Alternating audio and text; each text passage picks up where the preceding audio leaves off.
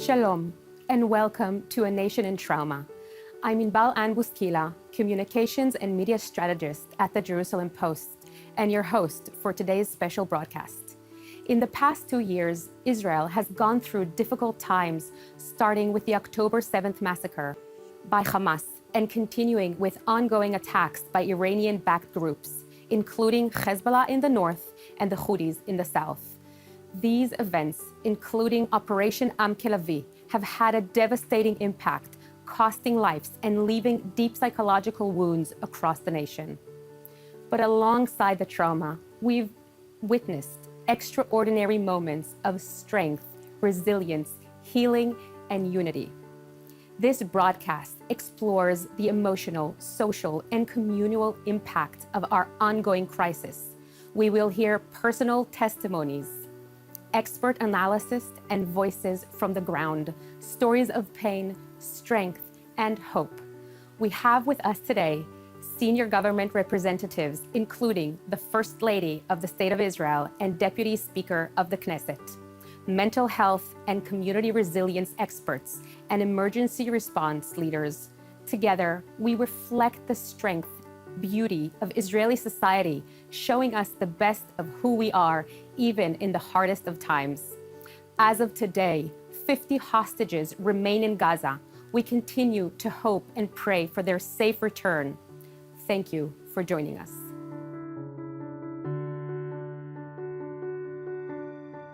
In the wake of October 7th unprecedented assault on Israel, First Lady Michal Herzog has found herself at the center of the nation's trauma and healing process. As she puts it, what happened on October 7th has changed lives, a reality that has transformed her role from ceremonial figure to national advocate. Today, we speak with the First Lady about Israel's path forward and her efforts to ensure the world understands the depth of the nation's wounds. Hello, Michal. Hello, Tzvika. How are you during these crazy and historic times? Well, they're very challenging. We're already over 660 days since October 7th, 2023. It's a very difficult period for all of us. And the mere fact that you're dedicating an entire broadcast for speaking about trauma and the state of the nation of Israel speaks for itself. We're all undergoing very difficult days. Right. And I know before October 7th, you took upon yourself one of the roles as the First Lady, which is not something that's always, not every First Lady decides to be active publicly or not. You decided to be a full partner. And this topic of mental health, amongst others, was something that you took upon yourself as something that you wanted to promote. And in a conversation I had with you in the past, you called it soft power, right? Because the president's residence has certain abilities to make decisions, but mainly it's the visibility and the opportunity to open doors and to connect people. Well, you're absolutely right. 4 years ago, when the president began his term, it was COVID time. We're living in very interesting times, yes. And we do have a very interesting term, to say the least. Yeah. And I looked around, and I thought COVID affected all of us. Some more, some less, but I looked at children who were really suffering on Zoom. I looked at teenagers whose social distancing really hurt them. And I said to myself, we need to talk about mental health. I don't come from that field, but it felt like a natural choice for me. And I thought also that we should break stigmas and ask people to ask for help when they need help. Right. We're not shy when our leg hurts to go to a doctor, but we're shy when it's our soul. Right. And I wanted people to speak out about it and not to be shy about asking for help. And we're speaking about pre-October 7th. This is before. And I think, as you said, just making something normal makes it more accessible to people. Exactly. And of course, after October 7th, we all know. And as I said, the fact that we're sitting here speaking about the trauma that we as a nation are going through speaks for itself. we understand, we, all of you, understand that we're all under some kind of trauma. Not all of it, not all of us, but some more. Of course, there are the first circle, the people that were affected by the trauma on October 7th, the families that were evacuated, even the families that were recently evacuated after the Amka-Levi operation with Iran. The Iranian attack. Exactly. But there are also the secondary people being affected. If it's the soldiers that see things firsthand, their families are also affected. The many wounded that we see in hospitals obviously have experienced something firsthand, but their families, the siblings, the family, the aunts, the uncles. By the way, even the psychologists and the people who work in mental health. Train the trainers, we call it. Help the helpers. It's a big deal. Exactly, exactly. And some of them, have said, a friend of mine who was in the Army, working with, mental health, saying, nobody will be able to understand what I went through, which is something very, very connected to post-trauma. So I see people, and especially young people, and I see many soldiers, the verbal act, the speaking part is less appeals to them when they speak about trauma, but there's so many other Men in ways. general, I think, sometimes. You said it. I said it. You said it. Okay. And young men. Young men feel that this is not the tool for them. I see it at home. But there's so many other tools now. There's so many other ways to express, to treat, whether it's sports or the sea, a lot of water sports, surfing, art, of course, music.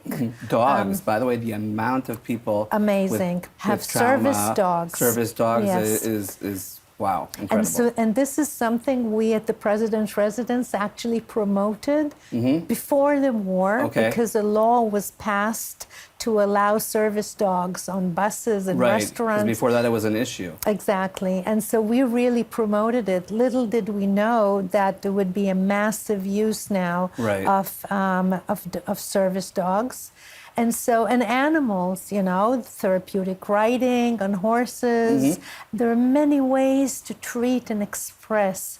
And there's also the use of AI. I just recently hosted at the President's Residence a wonderful, exciting day with the Innovation Authority of Israel, promoting the use of AI.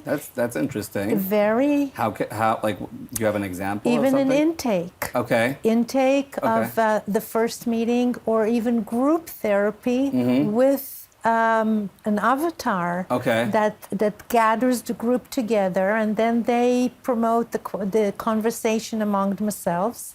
And it also saves personnel and staff, because we know there is a great shortage of trained people, trained therapists.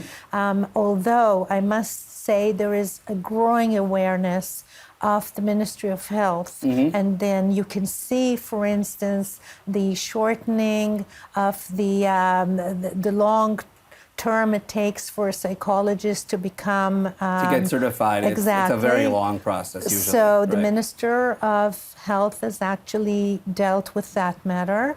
You can also see Israeli therapists from abroad who live abroad who do therapy on Zoom, which is something that is also very useful. And also Jews from the diaspora who came to Israel to volunteer, and to give therapy on Zoom, which is, I think everyone feels that this is the issue to deal with, and we still don't know the after effects.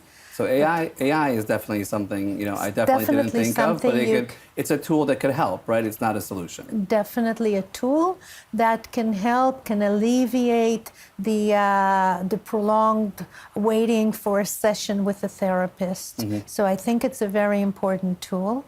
And unfortunately, we see a growing number of people taking their lives because they cannot cope with the trauma, with the post-trauma. Right. And this is something also we have to deal with. I'm in the process now of putting together a round table from the Ministry of Defense and the Army and the Ministry of Health to deal with that, because the numbers are growing. We don't have the exact statistics, but we all know and we hear, and it is a topic that is discussed.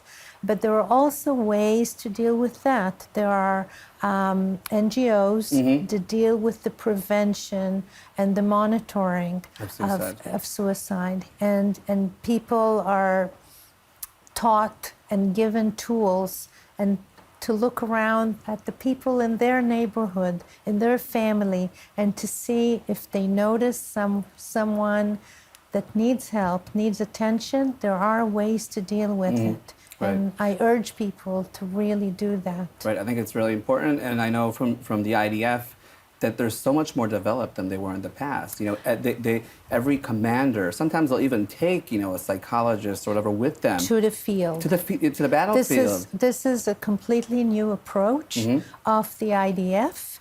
And it is something they understood as the war went on. You know, we didn't realize it would take such a long time. Right.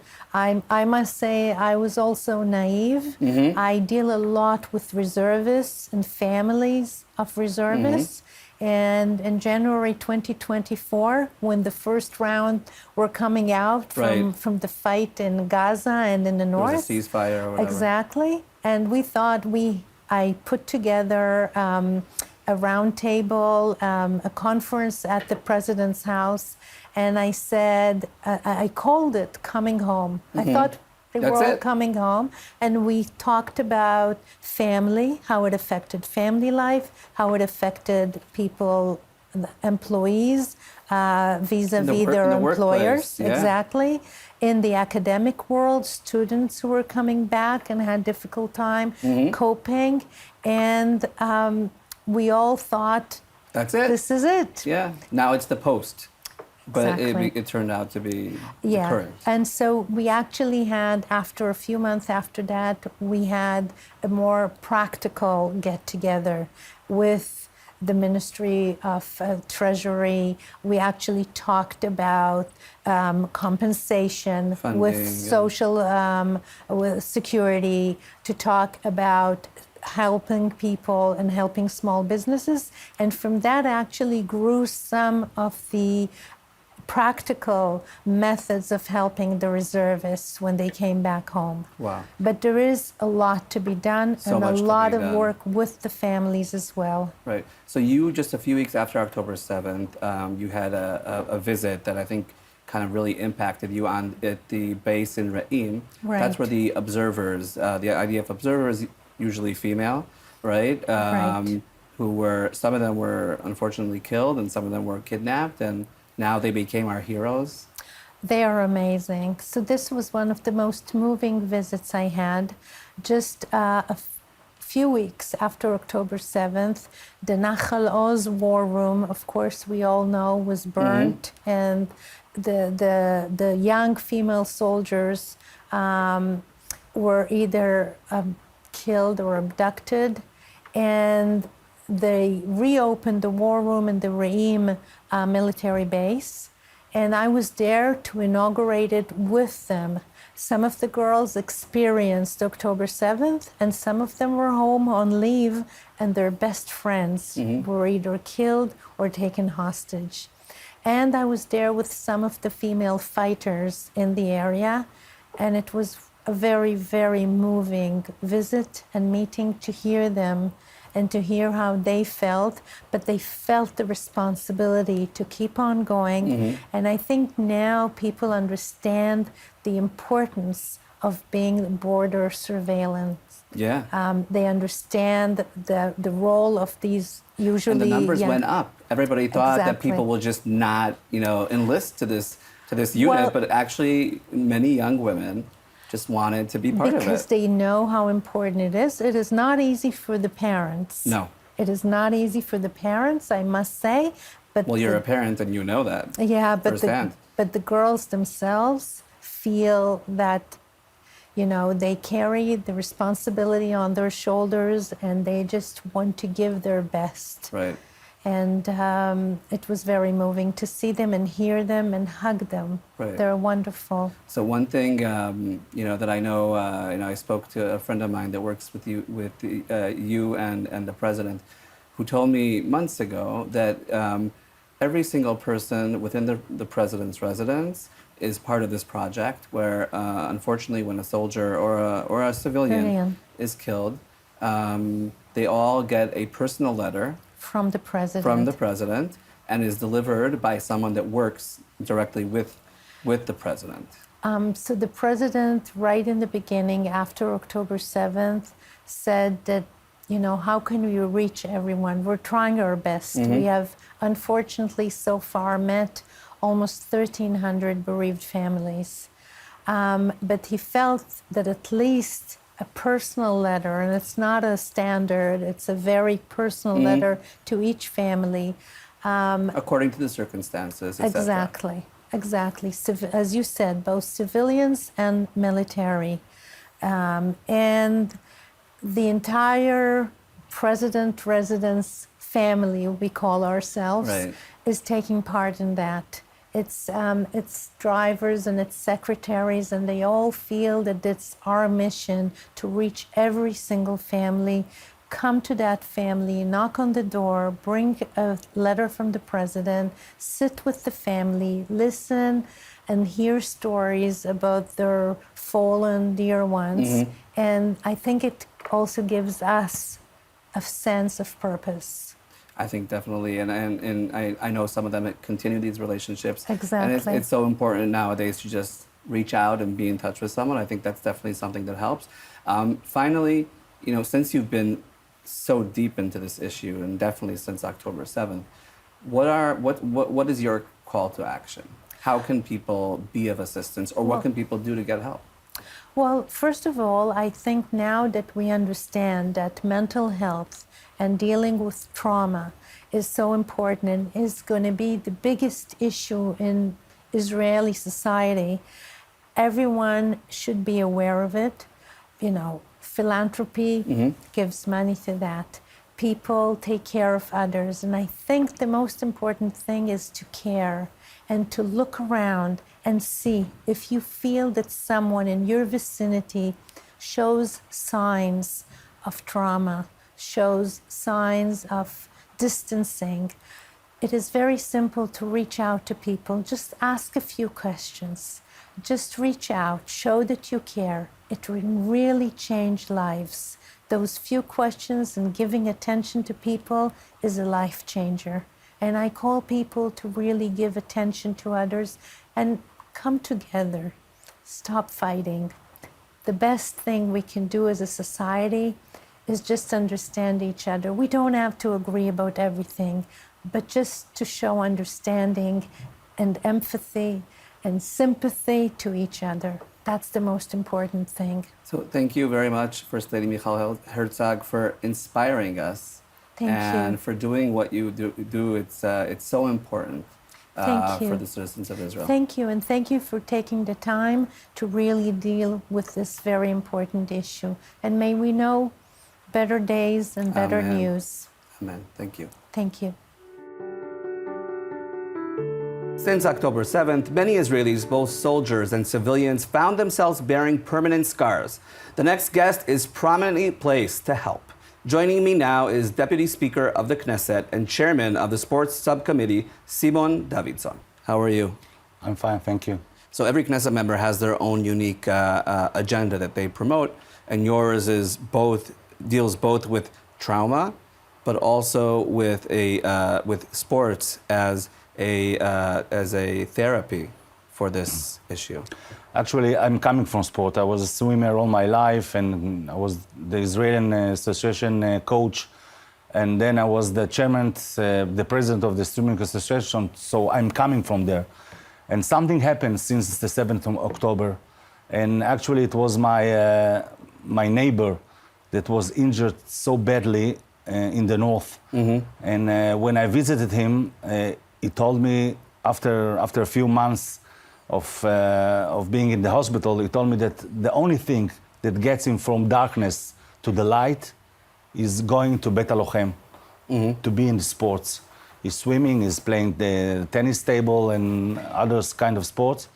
And after a discussion with him, I understood that the power that sports has for people that lost their hands and legs and being, it's so hard to understand that your life will be different. Right. But being with the friends that lost the same and being in the sport with them, this is the thing that changed their life. 100%. It's interesting because many people who are not in sports will go through that sort of trauma or physical condition, right, of becoming an amputee, and then will be interested in Paralympics or even just on a personal level to connect with other people. So yeah. I think that's super important and impactful. And how does the Knesset actually address these issues? Because there's not a lot of people that this is their focus in the Knesset. Actually, the most important thing for a member of the Knesset is to start talk about a special thing. In my subject is the sport as a tool to help people to go, as I said, from the darkness to the light. And I brought to the Knesset, there is a group playing football without the legs. Wow. Playing, and then on wheelchairs. Not on wheelchairs, with the kabaim. With crutches. Yes. Interesting. Okay. It's amazing, and there are some soldiers that was injured in the war that in the group. So I did three things. First of all, I brought them to the Knesset, and I did a special committee to speak about these sports. The second thing, I organized a game with member of the Knesset against this group. Actually, we lost the member of the Knesset. Oh, wow. And then the third thing I made What does that say about our Knesset members? They're not so good in football. Yeah. And then we organized a really, really big, it was like a shdula, it was like everybody came to the Knesset. A group of promoting a certain agenda. The Paralympics, the ארגון נכי צה"ל. The handicapped former soldiers. The special group playing football. Veterans. Everybody came to the Knesset. It was like 500 people came into the Knesset. It was like 52 members of the Knesset coming to this session.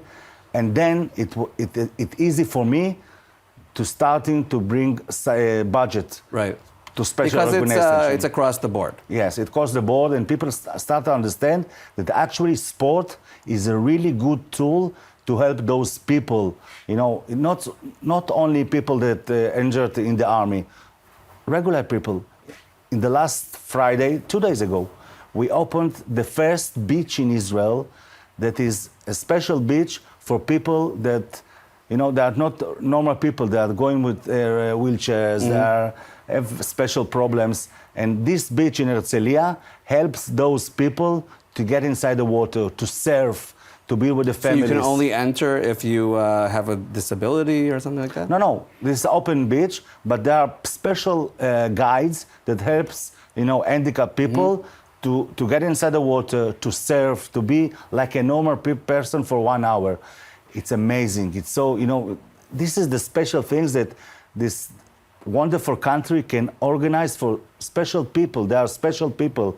And we need to give them the tools, the budget. There are so many associations that helps those kind of kids and adults. And I really, really believe that as a member of the Knesset, I can help those organizations and associations to help those people. And that's what I'm doing every day in the Knesset, to help those people. So another issue that you deal with is the trauma. And I think every Israeli, definitely after the war with Iran, there's not a single Israeli that hasn't been impacted on an emotional level, children, adults, even elderly. What's your impression about this very dramatic situation? So since the 7th of October, I started to go to hotels where, people, they lost their houses. Whose houses are either ruined or, they weren't allowed to go to that area. From north, from the south. And the first place that I was, it was in the Dead Sea. There were like lots of, evacuated people staying there. And everybody asked me to help them with special groups or special clubs coming to play sports with them. And then I organized, I remember the sum, it was like 2 million shekels that we helped them to build a football court with lights that can play in the night also. And then Maccabi Haifa and Hapoel Tel Aviv and Maccabi Tel Aviv and Be'er Sheva, all those clubs came to the south. And then lots of kids started playing.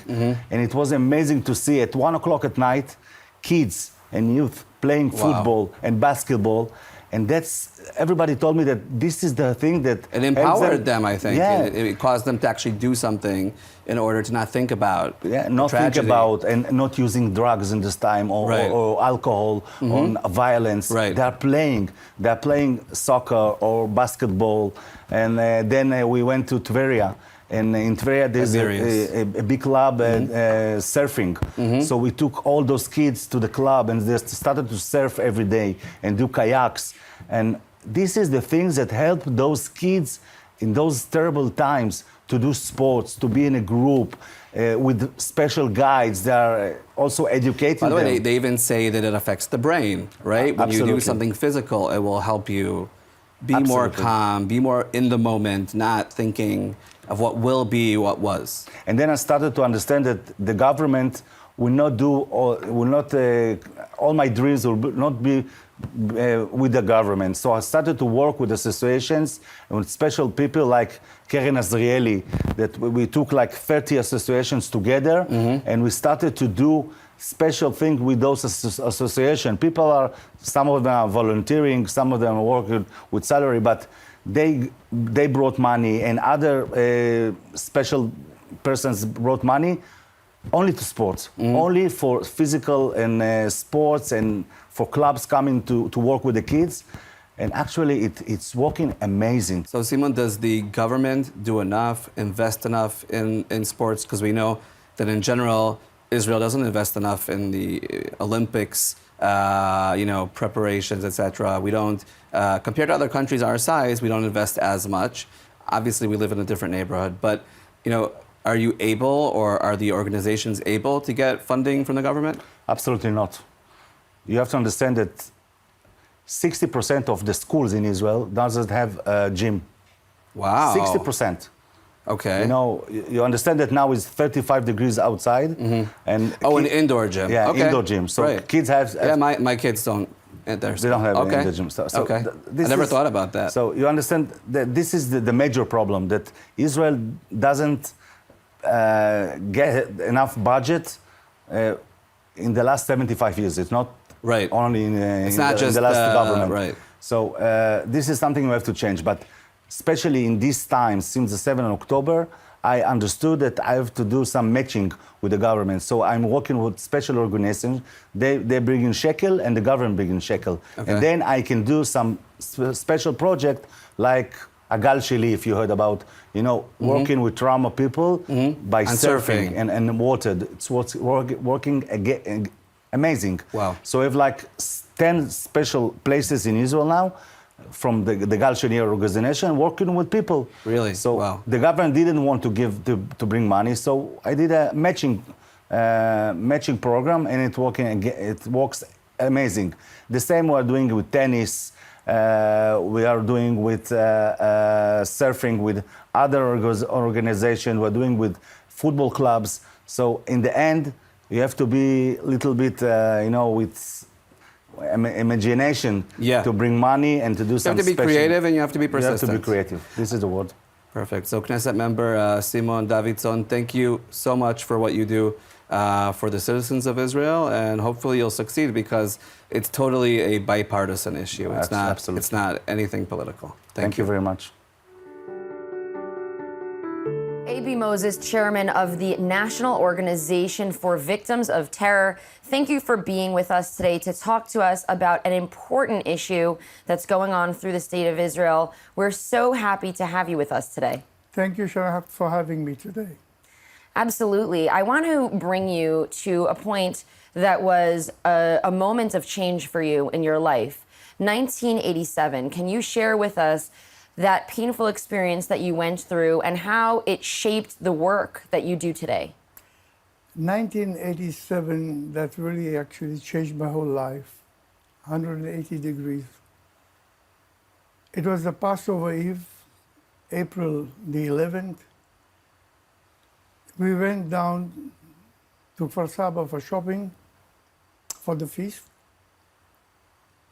At 6:45 p.m., I'll never forget that time, driving down from my house at Alfei Menashe, suddenly I heard a boom, that broke my front door.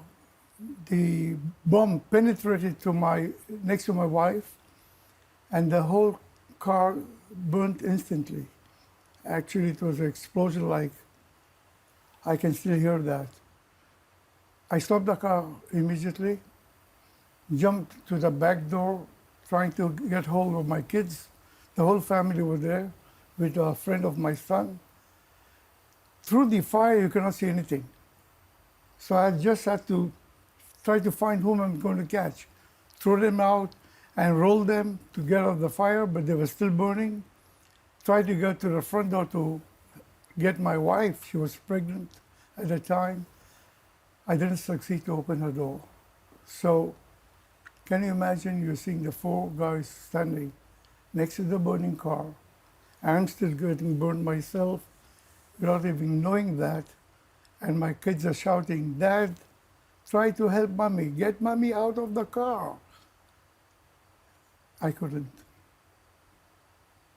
And this picture, I'll never forget till the last day of my life. Seeing my beautiful wife, pregnant, waiting for her next birth, burning to death in front of us. So that actually changed my whole life. Then we were taken to the hospital. My 5-year-old baby didn't make it, Tal. He passed away after 90 days of skin grafting and operations so many times. And now I'm here with 2 kids, completely burnt, my side completely burned, in a very serious condition at hospital. Not knowing how am I going to overcome this problem, this whole thing that happened to me. I'm working at TWA. I was at TWA, Trans World Airlines, for approximately 33 years. Come on. What happened? I want to come back to life, but I lost my wife, my 5-year-old baby. So after being discharged from the hospital, I actually founded the organization without even, you cannot predict what's going to happen, okay, for the next 20, 30 years. Till 2023, 6th of October, we were 9,000 casualties altogether, with burns, with, Until October 2023. Right. And, taking care of these kids, we were not recognized at that time also, a small group of terrorism, In 1998, they founded us as the National Organization of Terror in Israel, for the people of Israel. So in 1998, the state recognized by the government your company, of Israel. your organization, to help victims of terror here in Israel. Exactly. Tell me, how important is that in the line of work that you do? It is so important because most of our guys that are injured and were murdered, they are from the social economy, the least people, from the markets, in buses that they were attacked. So actually, can you imagine a woman that her husband was killed? He was the only guy bringing the money for the food or to live. He's not there. And whatever the government gives them, it's not enough. It's not enough to come back to life. For instance, at the 7th October War, there's a guy, he earned 40,000 shekels a month. He showed it to to everybody, okay? And unfortunately, he lost his leg. And Bituach Leumi gives him only 9,000 shekels. Because that's the law. That's what he's going to have. Come on. So he's been punished twice, leaving his leg and his salary. Why? We have to change all these things, to bring that to the Knesset. I'm going there, let's say, 3 times a week to the Knesset to help these guys, to bring the new laws, because all the old laws in the Knesset since 1950. Mm-hmm. And things have changed since 1950. Of course. It's unbelievable. Nobody could predict that, I said to you. Nowadays, we've got 70,000. After October 7th, the number of victims of terror in this country jumped from 9,000 to 70,000. How did your organization manage to scale up that crazy number? I'll tell you something, it was shocking for us. First of all, I came to my CEO, Roy, I told him, listen, we have to right now, to open the emergency court for these people to help these guys over there, okay? So we opened that emergency place in our office and got help by approximately 150 volunteers came to help us. And don't forget, at the 7th of October, we had to vacate so many vacancies from the people who were injured before. They were in bombshell in Sderot, in the kibbutzim. We had to take them to the hotels because they were scared to be there. There was no help from the government at that time. They didn't know what to do. And the first thing that I called the Bituach Leumi, the National Bituach Leumi, to tell them, listen guys, these are the needs right now, immediately. Get those people out of their home. They're post-traumatic people. They need his help. There were people that ran away from the house with nothing on them. Just the clothing, and that's it. Then we have to give them aid, the clothing, shoes, toys for the kids, everything. We got them from people that helped us, actually. Volunteers giving us people to help them.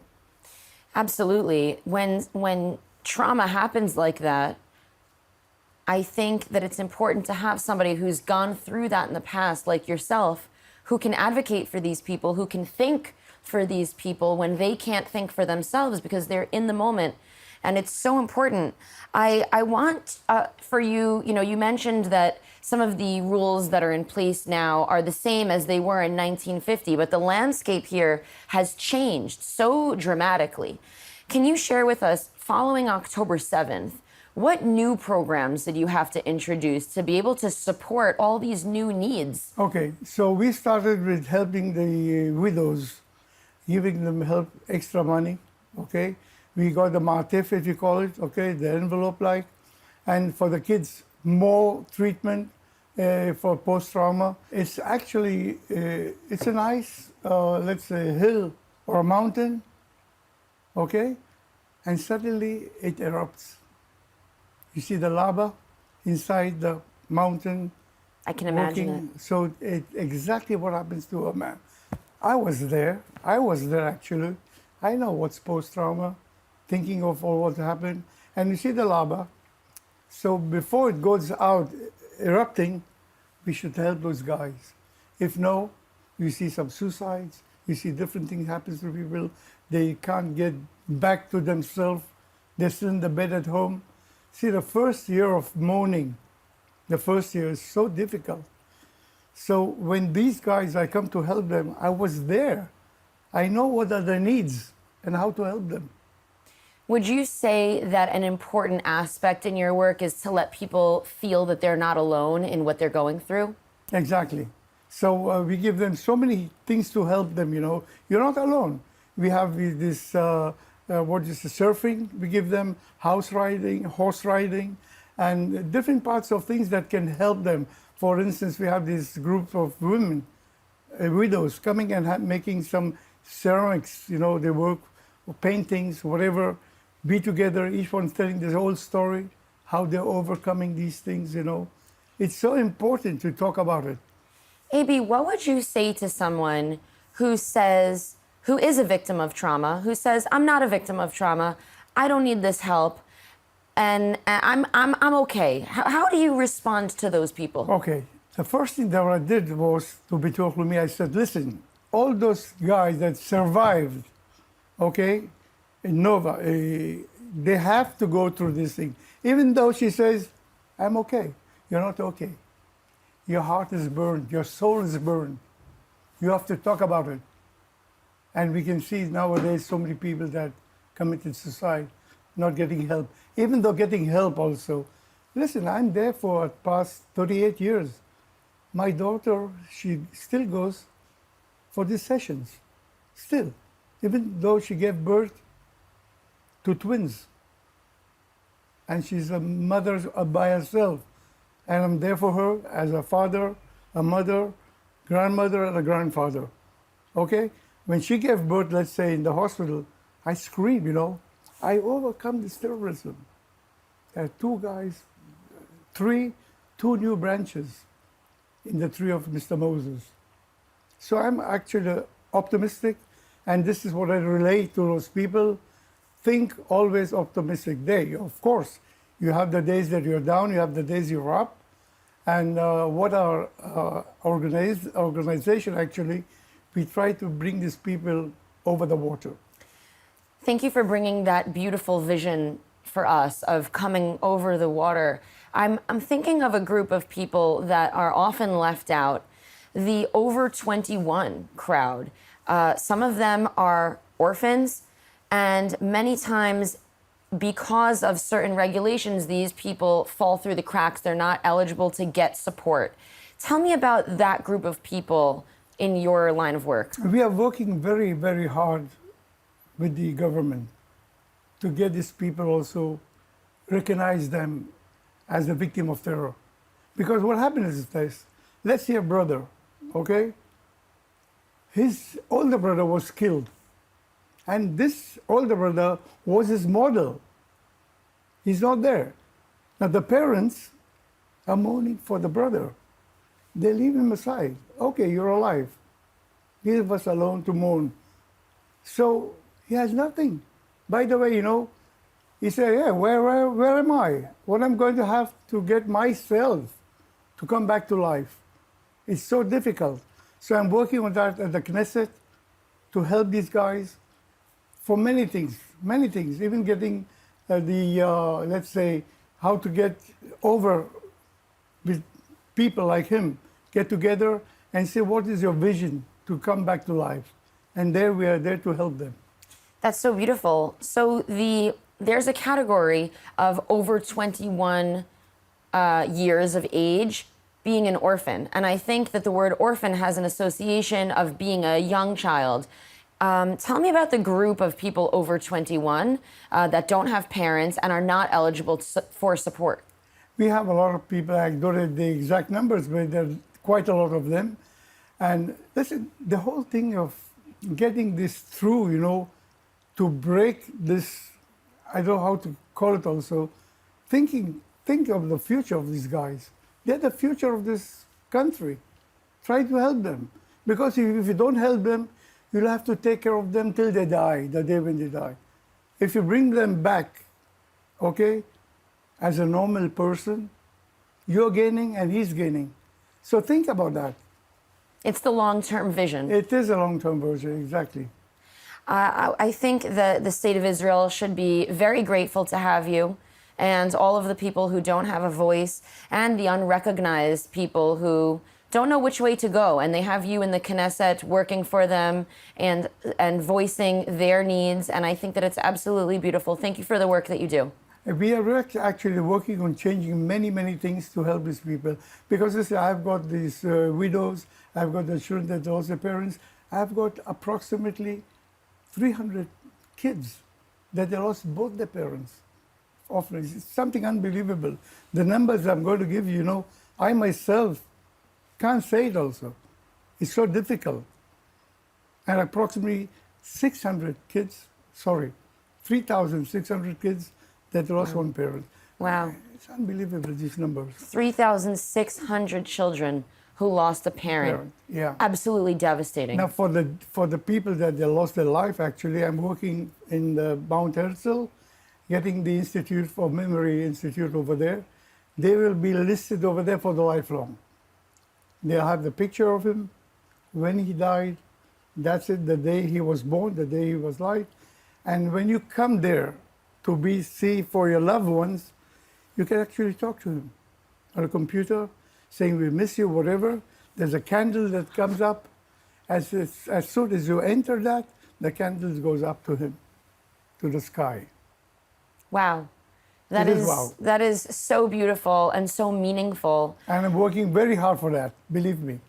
Well, I've been reading some of your work and your opinion articles about where a place should be for a victim of terror in the state of Israel, and I know that that's very important to you. Mount Herzog, exactly. Absolutely. That's the only place that people from all around the world can come and see what happened to us since 1851, the first murder in Jerusalem. I want to ask you, you are advocating for people in the Knesset through your organization, whether it's privately, publicly, in your life. What is your message for decision makers? What do you want them to hear, and what do you want them to incorporate as they move forward? Just to tell them, listen, guys, our orphan is an orphan for his long life. A guy who lost one of his limbs, leg, hands, that before his long life. If he lost his parents, he's a widow or she's a widow for the loss of his life. So please take care of these guys. I know the bottom line is money. Money, money. We have the money. We have the money. So please open your heart, open your pockets. Try to help these guys, because if you don't do that, many commit suicide. Many don't believe in themselves that they can come back to life. So when I see people like this, look at me. Look at me. I was there, but luckily I was treated so well for the post-trauma. Today, I'm actually a PTG. That's a post-trauma growth. I'm so inspired by your message, and I'm sure that the rest of our viewers are. I really feel overwhelmed with passion. Thank you so much for sharing. Thank you, Shana.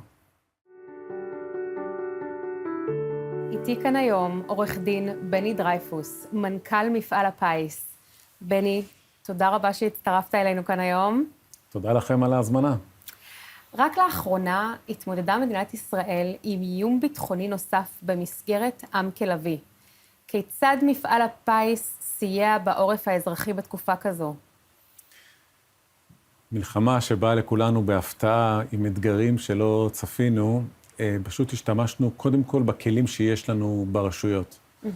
מפעל הפיס יש לו למעלה מ-40,000 מלגאים שהם פרוסים בכל רחבי הארץ ובכל הרשויות המקומיות. כל רשות יש לה מאות מלגאים. המלגאים האלה מקבלים מלגה ובתמורה אמורים לתמוך בהתנדבות ברשות המקומית בשגרה. כשאנחנו מגיעים לחירום, אז הם כוח החירום של ראש הרשות. הם פתאום הופכים להיות האנשים הכי חשובים בעיר. הם יודעים לייצר משימות ולתת פתרונות לדברים שלא צפינו. לפנות אנשים מבוגרים על אלונקה בבניינים שנפגעו, לפנות את הפחי זבל מכל הבניינים, ללוות את האנשים למלונות, לייצר פעילויות במלונות, וכן הלאה וכן הלאה. כל רשות מצאה שימוש, אבל אנחנו דבר ראשון בעצם ייצרנו לרשות כוח עזר אמיתי לשעת חירום שפועל גם בשגרה. יחד עם זאת, הדירקטוריון שלנו גם הקצה 20 מיליון שקל שחילקנו לרשויות לטובת צרכים מיידיים, עד שהבירוקרטיה הממשלתית תאשר להם את הכסף, ועד שיבדקו כמה מפונים וכמה הם צריכים. מפעל הפיס הזרים כסף מיידי לטובת הרשויות המקומיות, שגם נתן אפשרות לתת משהו לרשויות לתפקד ולתת מענה באמת לאזרחים. ואנחנו בישראל מצויים במציאות של טראומה מתמשכת, כבר למעלה משנתיים ועוד גם קודם. כיצד תורם מפעל הפיס לחיזוק החוסן הלאומי?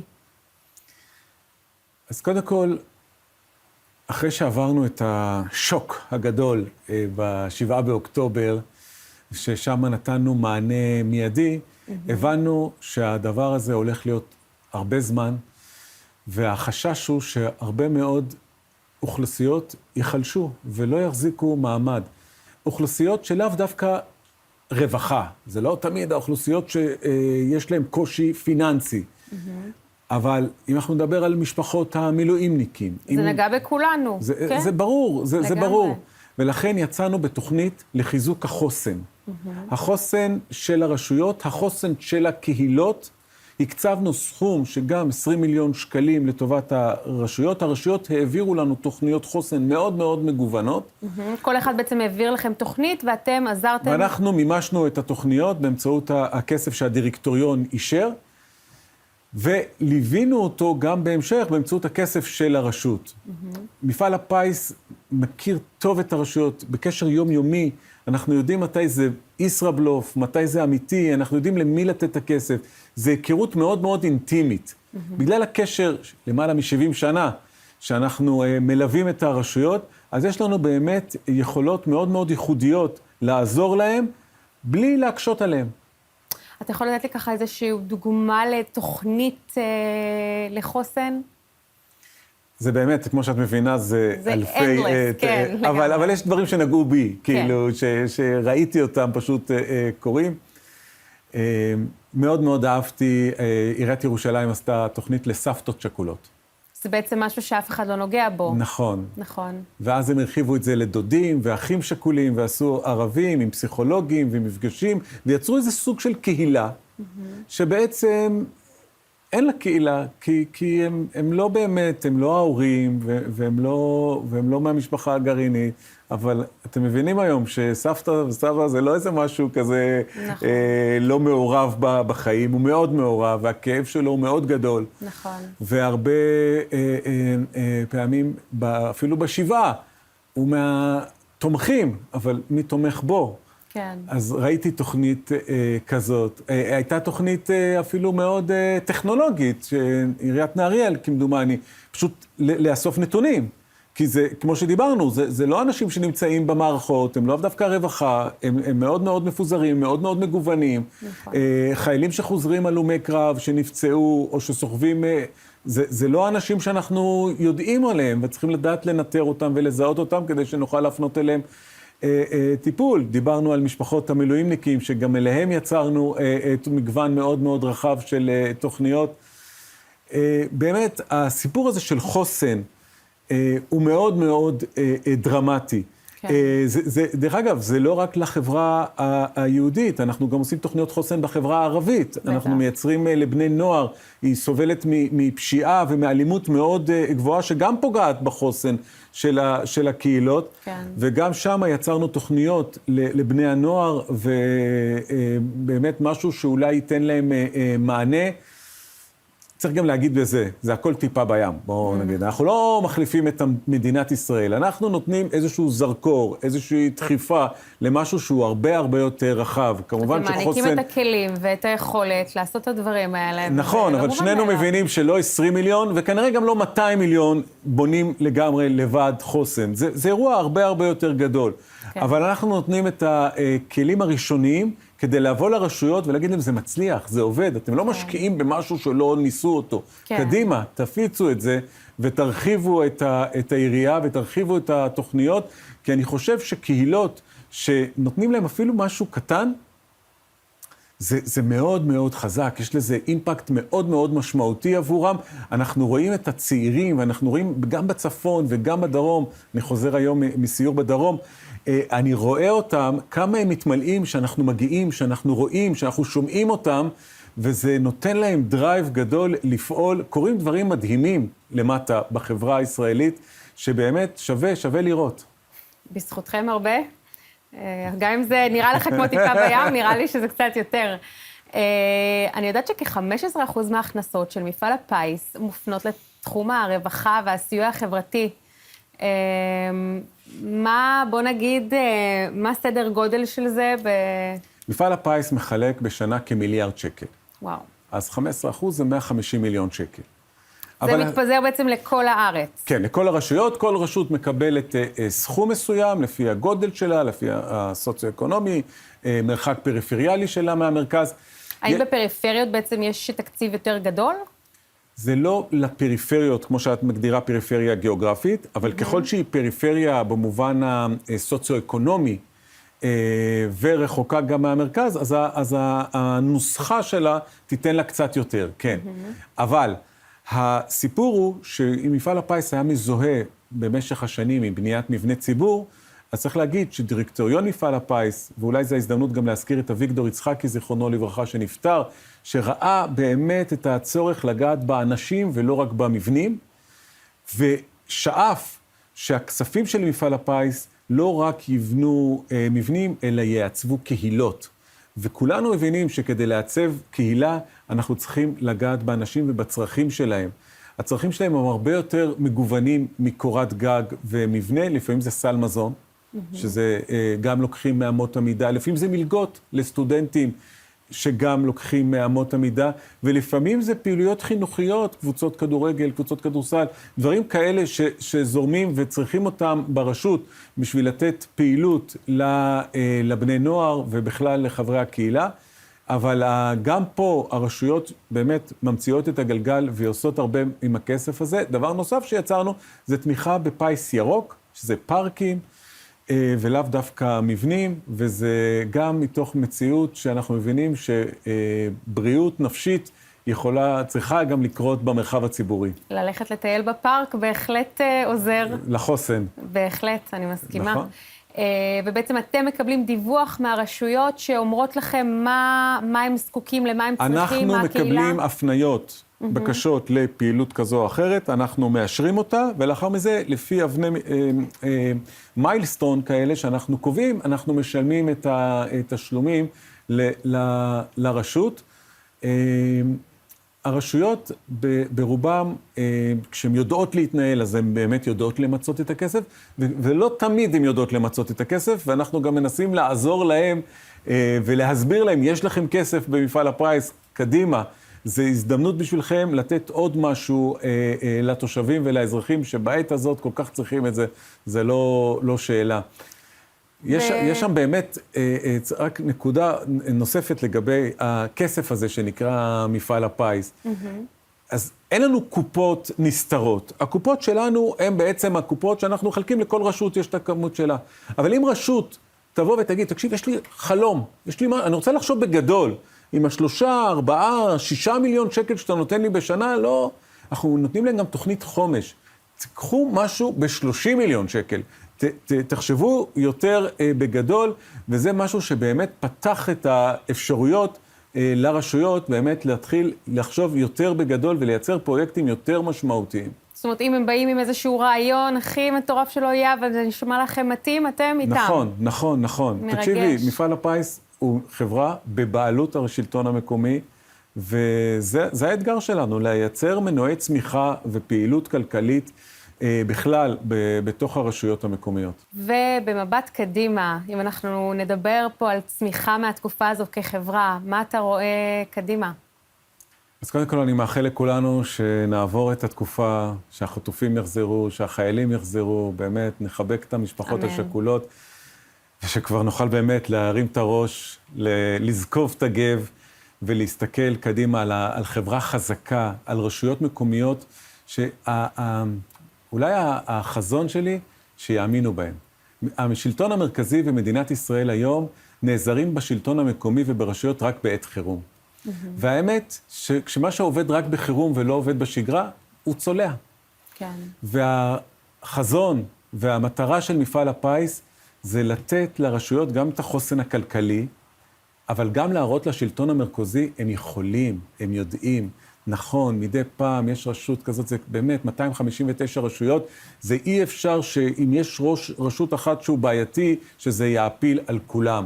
ואני מאוד מקווה שכשאנחנו נסתכל קדימה, ונבין את הכוח שיש לרשויות המקומיות, ואת הכוח ואת הקשר שלהם עם האזרחים, ואנחנו רוצים לשנות גם בחינוך, בספורט, בכל דבר, בטכנולוגיה. אם אנחנו באמת נלמד מהתקופה הזאת, ולא רק בתקופת חירום, הלוואי ונדע לסמוך יותר על הרשויות, לתת להם יותר סמכויות, ולבנות אותם בתוצאות כמובן.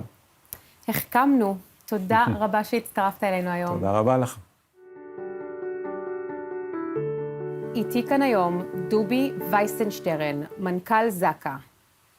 דובי, תודה שהצטרפת אליי היום. מאז 7 לאוקטובר, מתנדבי ZAKA נחשפים לזירות קשות וכואבות ביותר.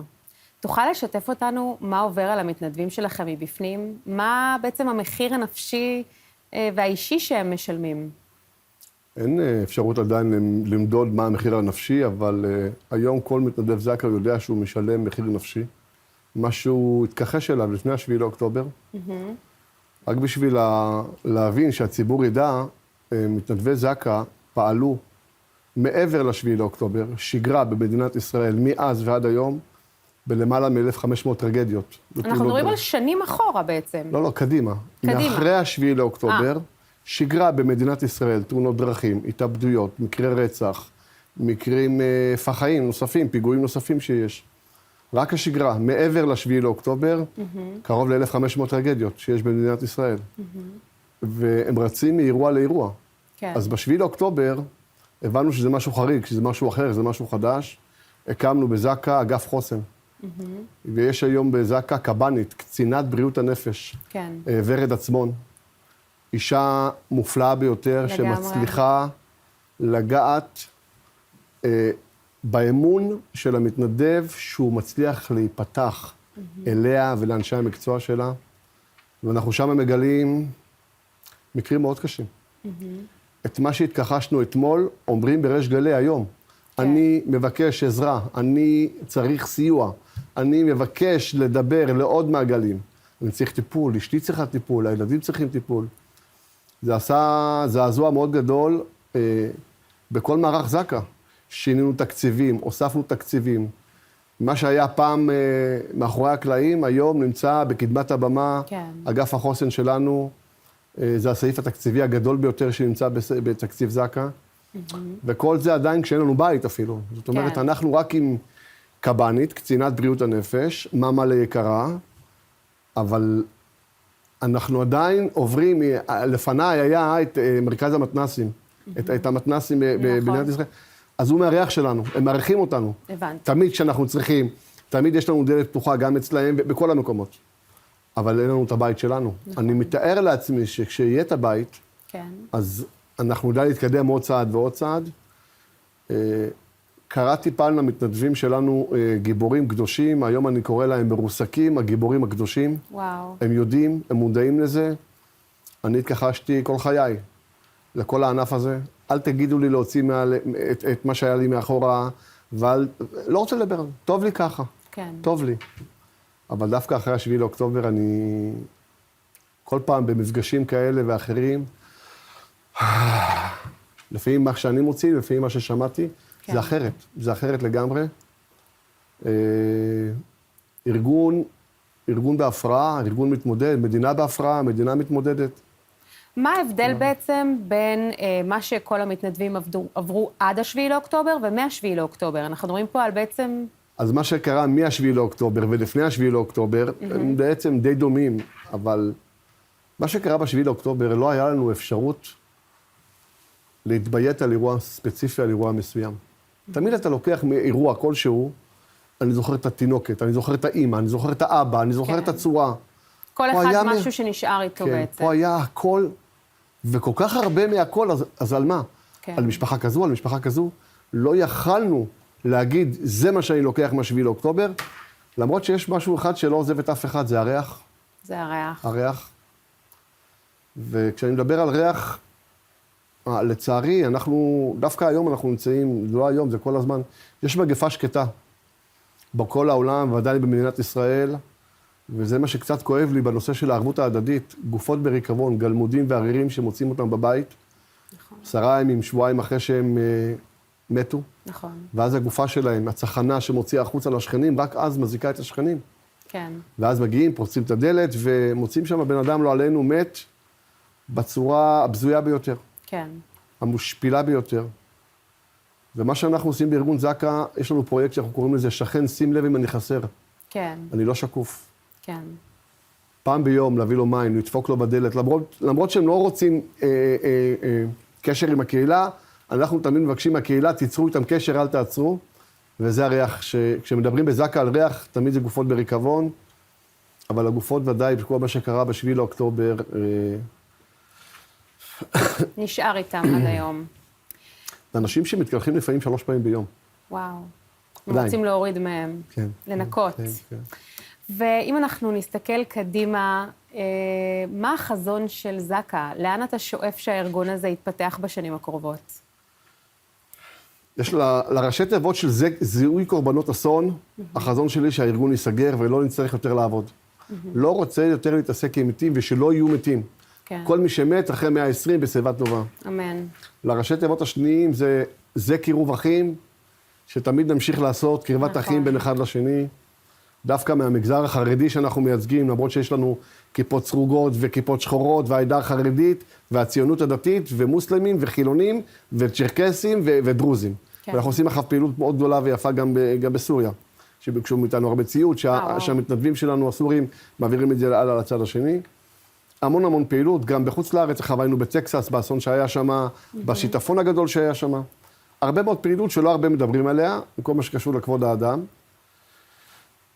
אחד החוסרים שיש למתנדבי זק"א, שאני חושב שזה יהיה הפתרון, זה קטע. אני, כעצמי, אני גם מתנדב. אני, למשל, השבוע, אני תורן בירושלים, אני גר בירושלים, אז אם יש אירוע רגיל של שגרה, התאבדות או גופה בריקבון, אני אמור לעזוב את העבודה וללכת לטפל באותה גופה. אם אני לא מצליח, יש לי כונן שמחליף אותי. ובאירוע כזה, כשאני מסיים את העבודה, אני הולך הביתה. אבל אם היה לי 4 קירות, איזשהו בית, שלפעמים לשתות שם רק כוס קפה לפני שאני הולך לבית. ואולי זה מישהו לדבר איתו שיודע מה אתה עובר. ולפגוש שם מתנדב זק"א, בגלל שמתנדב זק"א יודע לדבר רק עם מתנדב זק"א, מה שהוא עבר. נכון. ניסו פעם מתנדבי זק"א לדבר עם מתנדבי מד"א, שהם קובעים את המוות. נכון. פרמדיקים ורופאים, השיח הוא שונה. נכון. אז מגיע מתנדב זק"א הביתה, והוא טעון, ואנחנו לא יודעים להגיד מה הוא טעון. הוא טעון, לפעמים זה קשור לעבודה ולפעמים למשפחה, אבל הוא אחרי אירוע והוא מגיע טעון, וזה אולי גם קשור לזק"א, ואיכשהו מקבל איזושהי קריאה, יש מפגש.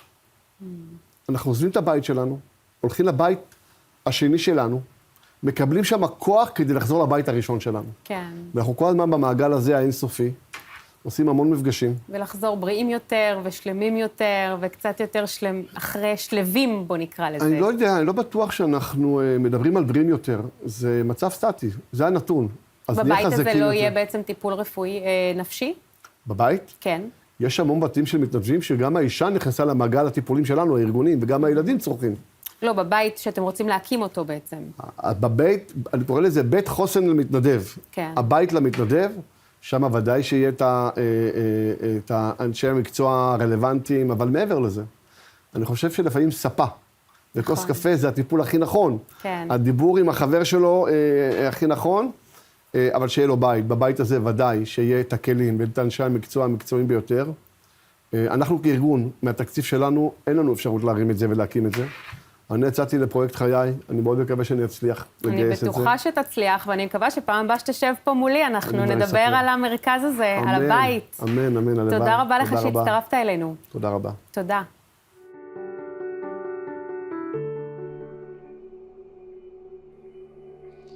You walk into the aftermath. And sometimes, in the middle of the chaos, something holy remains. A reminder that even in the darkest moments, there is light. That is what we at ZAKA are here for. To bring dignity, humanity, and a sense of meaning. When everything else feels lost. There's a moment when everyone else runs away and we run in. We see the hardest things the silence after a tragedy, the screams that follow. We stay calm because someone has to be. We carry the weight for the families, the victims, and the nation. We give our lives to this mission. We observe trauma that most people cannot even imagine. And we're gonna do it again and again. But who is helping us to carry it?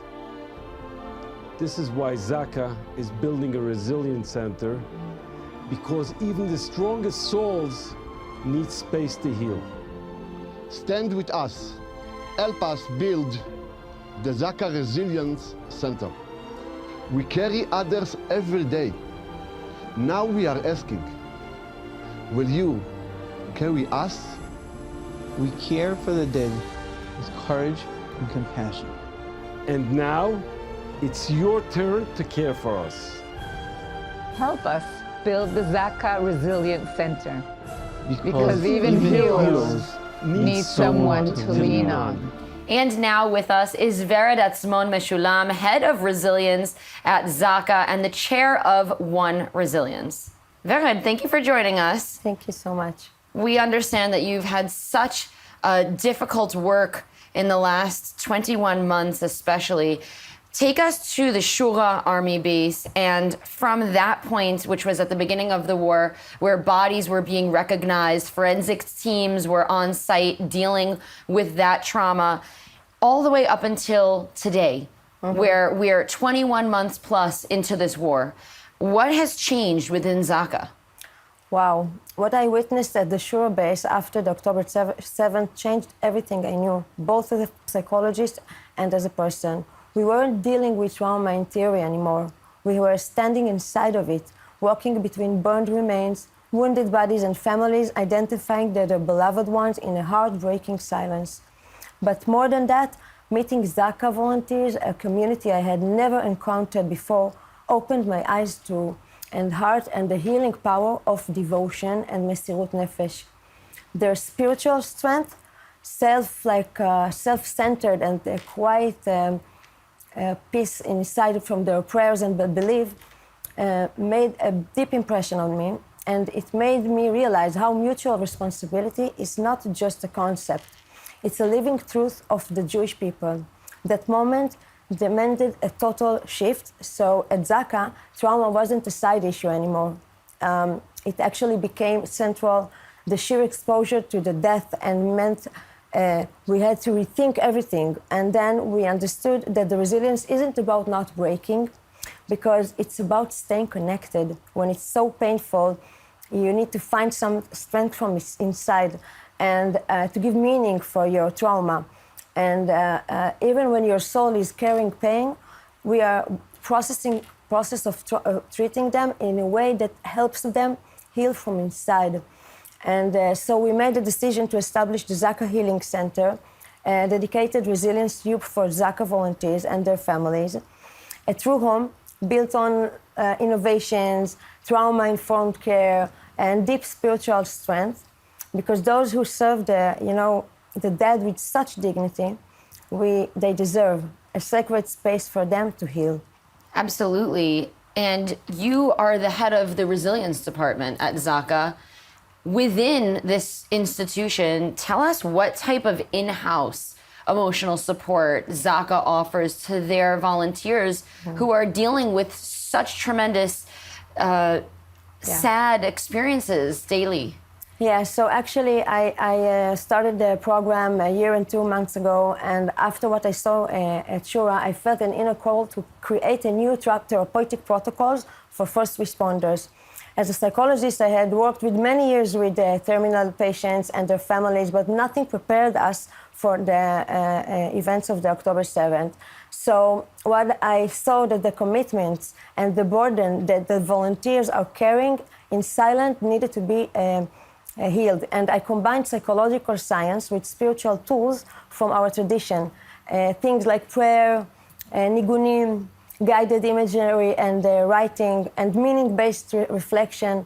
And then once I brought it plan this program, I invited the group of ZAKA to process the retreat. And what happened there was powerful. It was, they said in the end that they felt so empowered. And then soon after, ZAKA asked me to establish and lead their first resilience center in 30 years. And with my partner, Oza Vizor, we are building now a national network, therapists across Israel, training for new volunteers, emotional debriefing, and emergency support. And I can share with you that there was one volunteer, not just one, that said to me after one of the workshops that we helped him come back to life. That he first time in his last year hugged his daughter again because it did like something for his soul when he saw a dead kid in his bed. So now we are heading to plan and build a groundbreaking healing center for ZAKA and their families, a space for them to heal, a space for them to get an emotional support. And we are doing research with Achva University and Rachman University to study the special resilience components of the ZAKA's volunteers.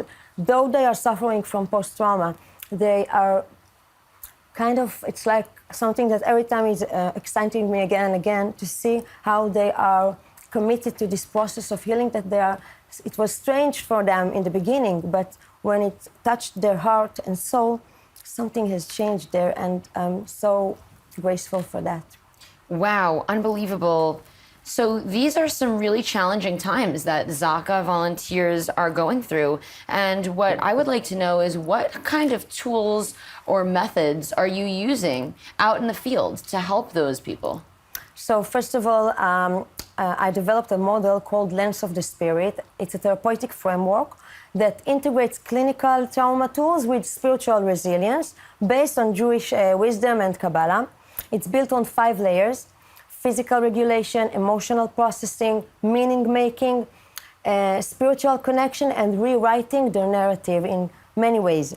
So we use mindful breathing, we use expressive writing, Hasidic melodics that are very powerful for the mind and soul and body, symbolic rituals that we are doing together, and the guided imagery from Jewish texts, and all grounded in a trauma research and neuroscience. It's very unique, it's very powerful, and what makes it special is that we don't treat fate as an obstacle. We treat it as a resource. And we use tools that aren't necessarily universal, but can be very universal, like prayer. Everybody prays for something good to happen to him, like using music as a power of opening the soul, because many of these tools are very powerful pathways to strength. And the success of these techniques still amazes me every time. Unbelievable. And you mentioned the nigunim, which are, if you don't recognize the word, are songs, right? Yeah. They're religious songs that bring spiritual healing. Yeah, we know from research that when we want to heal trauma, it's very important to process all the senses and all of them together, because it's more powerful to open like the nefesh, like the soul, to a healing process. And I can see in my eyes every retreat that it's 2 days, very intense one, that everything is combined. They're doing ice bath therapy, and they're doing what I told you, and we are doing like a tashlich with a fire in the night with nigunim. We're doing lots of tools that are all combined together, and it's like moving their soul to meet each other, to remember what's their meaning and purpose in life in a way that they go back to be happy. Most of them feel until now very shocked and very hurt by what they have been seen. So I find that these tools are making like kind of miracles for them to get connected. And one of the things that is very powerful there, that you see how much the community is a very essential part of healing in our nation, in our days. It's not just in ZAKA. I can take it and show it like everywhere else. We need to unite, to use our communal resource for healing from inside. Thanks for sharing some of those visuals and and methods with us. Tell us a little bit about what has changed following October 7th and what methods you've introduced to the ZAKA volunteers for healing. One of the things that we are doing is 2 days retreats that we are going to the desert or to a nature place. Retreats is like the emotional processing, integrating movement, silence, verbal expression, and meaning-making techniques. In these 2 days, we also launched first of its kind a couple workshop called Meshivat HaNefesh. It's ultra-Orthodox couples can process trauma together through guided group work. It's very special. Several couples I can share with you who had filed for divorce after the October 7th, and they decided to stay together after the workshop. It's very, very powerful, and I think that the October 7th trauma shocked their relationships, and everyone felt it. But the shared healing process brought them back to each other, like to bring their wife and the spouses and the family inside is very important. And in addition, we implemented the nature-based therapies such as equine therapy, scuba diving, guided desert rituals, and we understood that sometimes the body can express what words cannot. So we are combining everything together. We introduced a VR-based trauma simulations, helping responders revisit this and safety process, difficult scenes they were been through. And furthermore, we developed a spiritual resilience training using Jewish metaphors and techniques on strengthening the hope. We use fully integrative approaches, blending psychology, somatic practice, Jewish rituals, and all together are really powerful for them. And all the organizations are feeling the change from inside. From top to the down, it's like everyone is much more connected to their inner power, even if it's very painful. Wow, this is really fascinating, and you can see the power when you talk about the couples that are choosing to stay together. You can see so clearly the effects. That's really powerful. Thanks for sharing that. We right now are in a moment of anti-Semitism, global anti-Semitism. How do you address this national trauma for the Jewish people? And it's also transcending borders. It's going outside of the land of Israel. How do you deal with that? Well, actually, I'm thinking about it a lot. And over the past 2 years, I've learned something profound. Anti-Semitism isn't just hate. It's a trauma trigger, a deep generational trauma that lives in our bodies, our memories, even in our DNA. Just like trauma can be passed down, so can resilience. And when we strengthen Jewish resilience using emotional, cultural, and spiritual tools that speak our language, we don't just survive, we rise.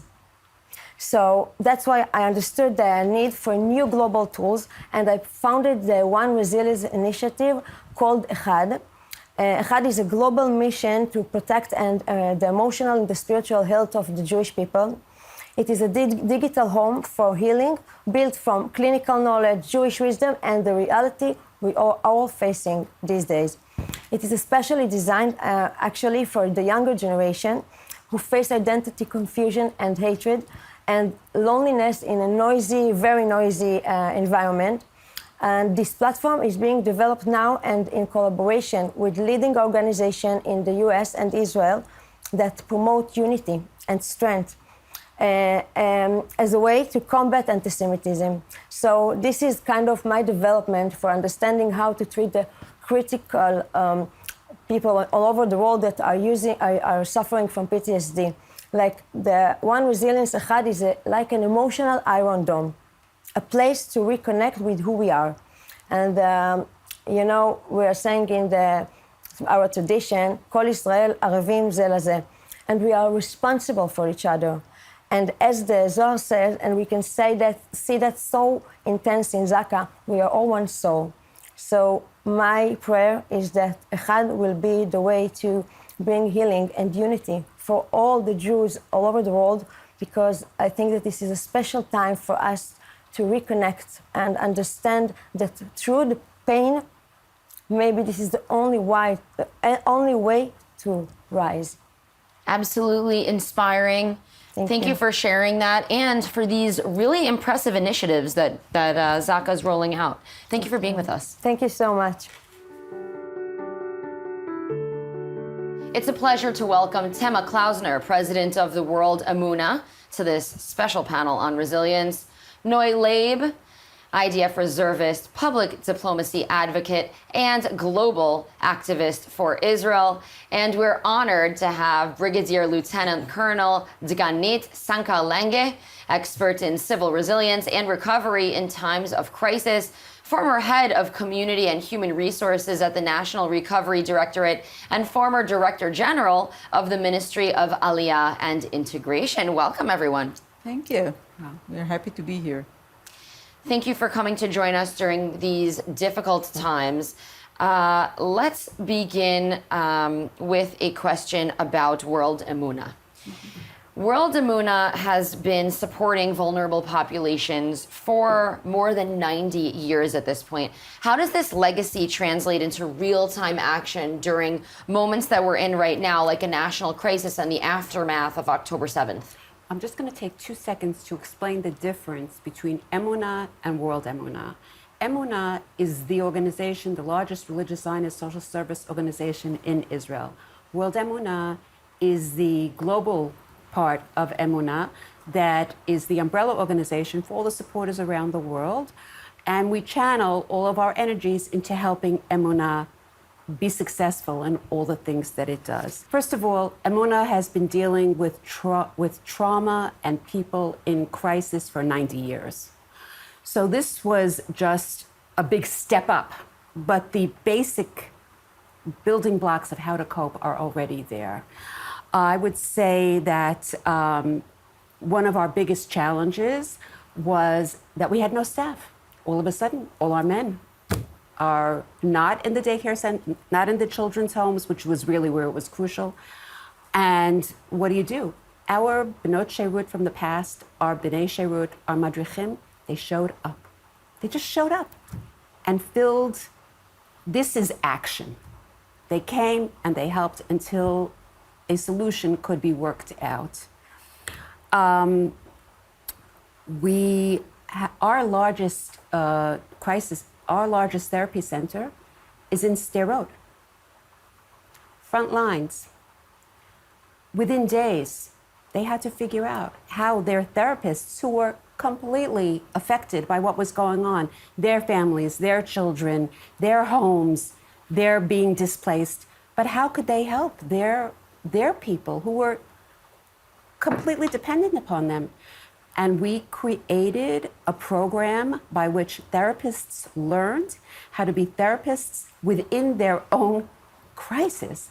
And that model was taught throughout the state of Israel to help the professionals deal with their own trauma while also being effective caregivers. And then, of course, our supporters around the world stepped up in a really incredible and loving and generous way. And I'm sure that these professionals that you're working with are not only having their own trauma, but they're absorbing lots of the trauma that they're taking in from their surroundings. So thank you for sharing that. If I can just add to that, one of the biggest challenges was that I know when this all hit, I tried to protect my head from seeing things that I felt I couldn't handle. Our therapists didn't have that choice.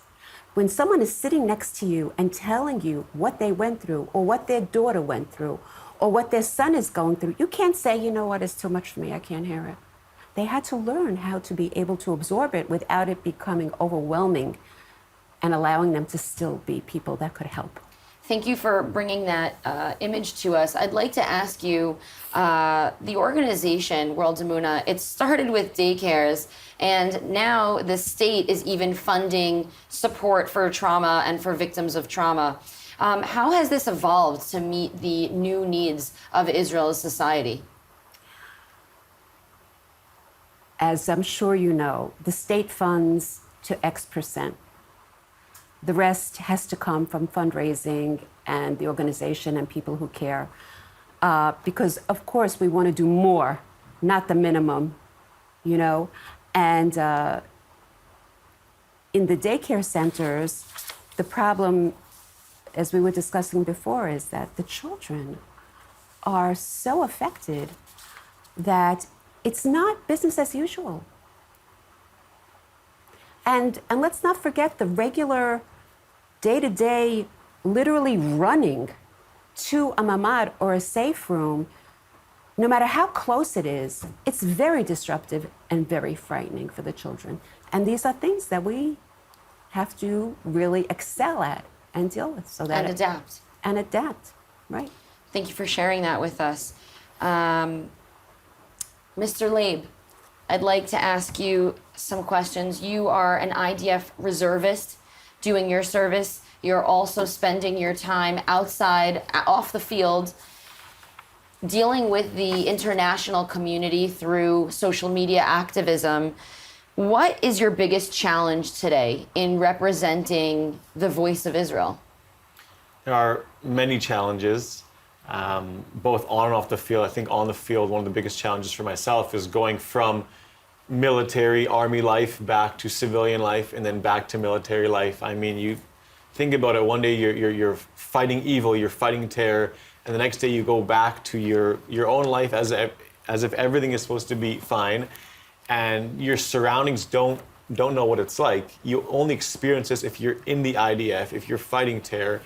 And I think that for IDF soldiers, the mental health system still isn't good. It's better than what it used to be, but you have a lot of IDF soldiers who are making this transition back and forth, and we're going to see the effects of it soon. I don't think that IDF soldiers are being taken care of enough.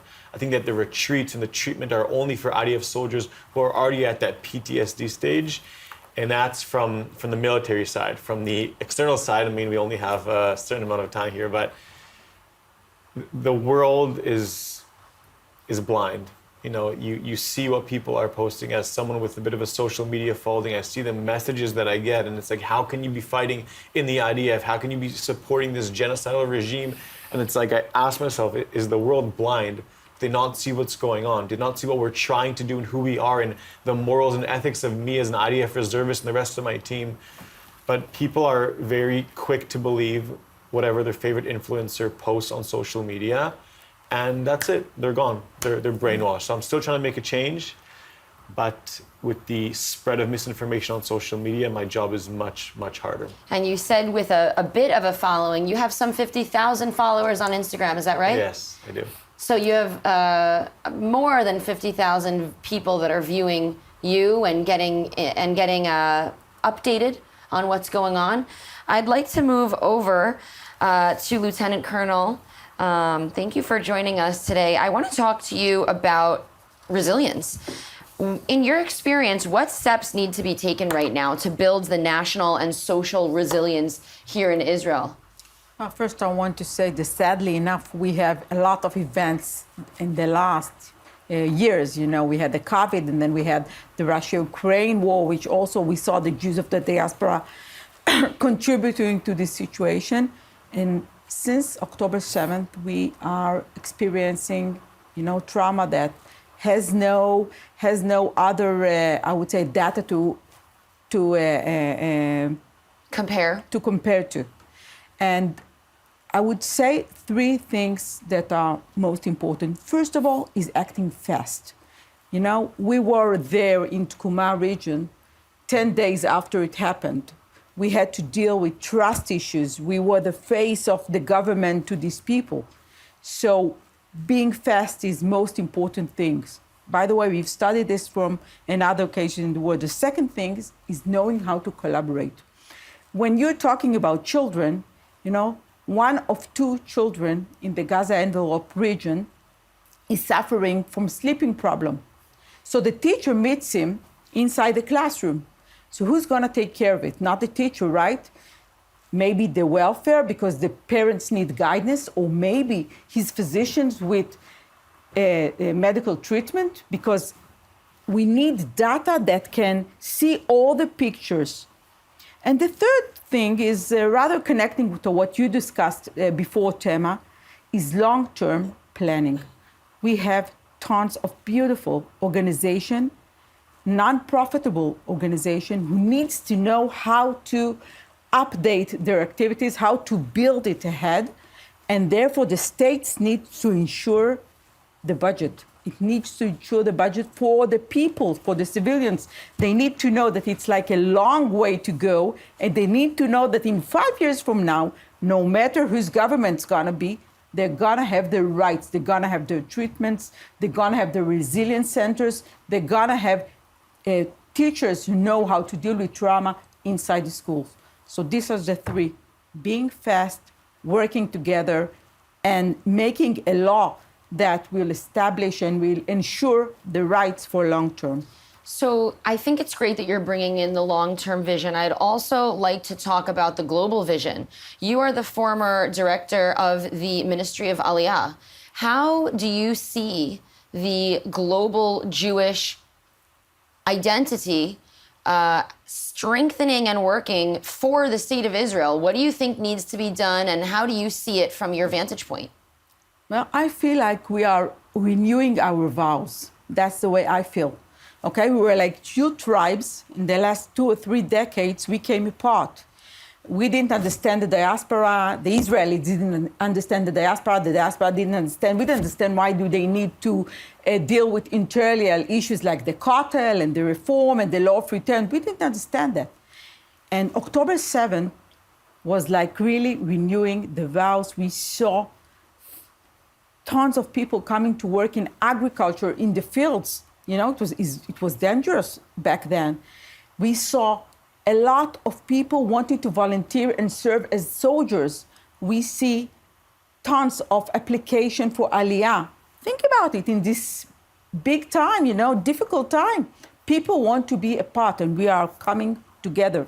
It's not only money. I've heard about the supportive of the communities, but it's not only money, it's the spirit. The money makes it easier for us and maybe helps being fast and being with high speed, not like the government really work. But I think that this is like one of the lights that we saw after the 7th of October. And I really hope that we can maintain it for many, many years, because that's the way to succeed, only together. That's beautiful. It's to be able to see the light of the future being all together from outside Israel, inside Israel, and to really hold on to this, not during just times of trouble, but during the successful times as well, to come together. I hope we will be able to do that. Well, I'm sure with your help that we will be able to. Noy, I'd like to return to you to ask you about the ways that soldiers can receive support here in Israel. I know that as a social media advocate, you talk about not just using hashtags and what's important that's happening off screen. Can you tell me what's the real types of support that soldiers need right now? Every soldier needs something different. Some people need to go and get a getaway in Israel and disconnect for a couple of days. Some people need to connect for a couple of days, whether it's spiritually or emotionally or physically.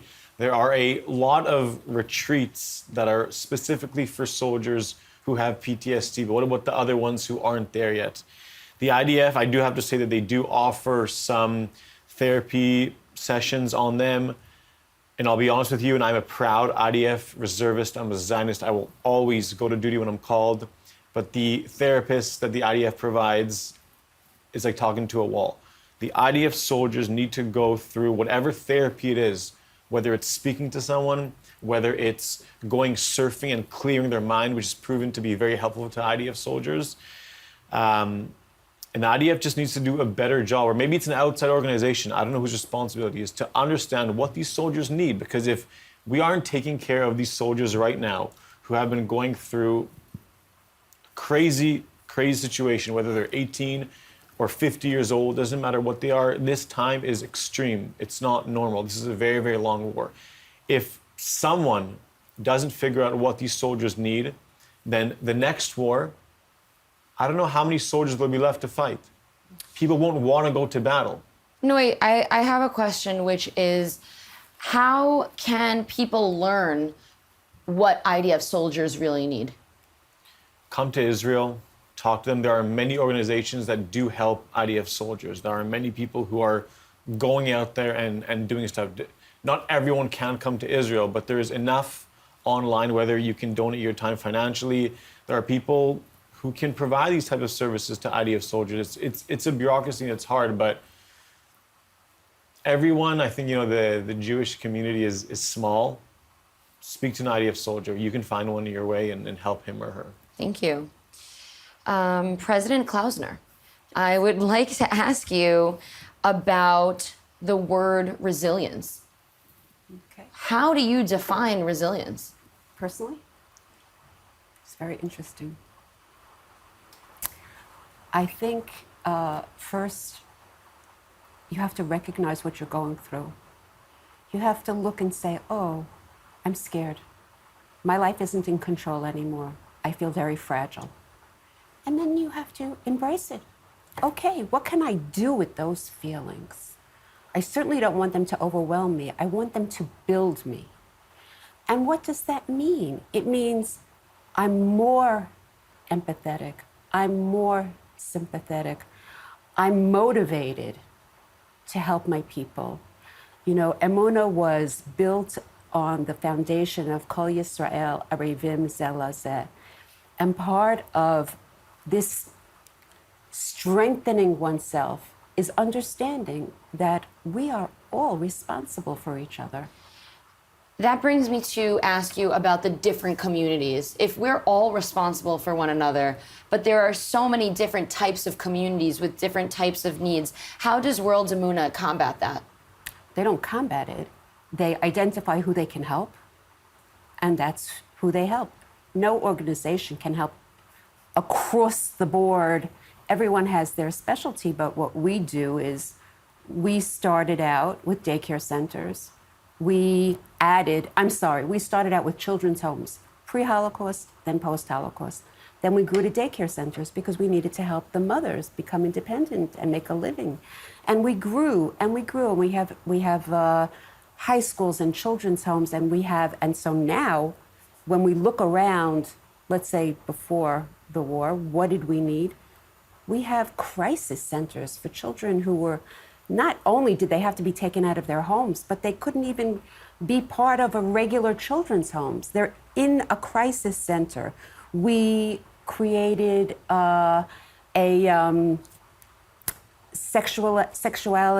healthy sexuality section because people in the hotels were being assaulted. We worked up a model for that. That is so powerful and so disturbing, but we're so grateful that your organization is paying attention to those needs that maybe are not being heard or are being whispered. So thank you for opening up your ears. Last question for you, Lieutenant Colonel. I'd like for you to share with us how you define resilience as well and what your vision is for the future of our country right now as we go through this trauma. So I think you're referring to community resilience, right? Because not the individual resilience. I would say that resilience is the ability to being able to prepare to another crisis, but being able all the same to picture the futures, to see how the future, our common future, is going to look like. What we did in Tkuma with these 46 communities, we understood that the power is coming from the local leadership.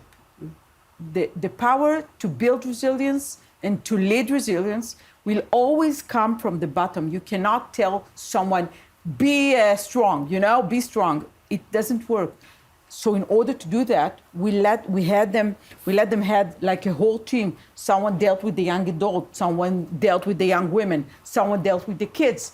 And they had like a really wide operation, how to do the things. We just gave them the tools. And lucky for us, 90% of the civilians are there already.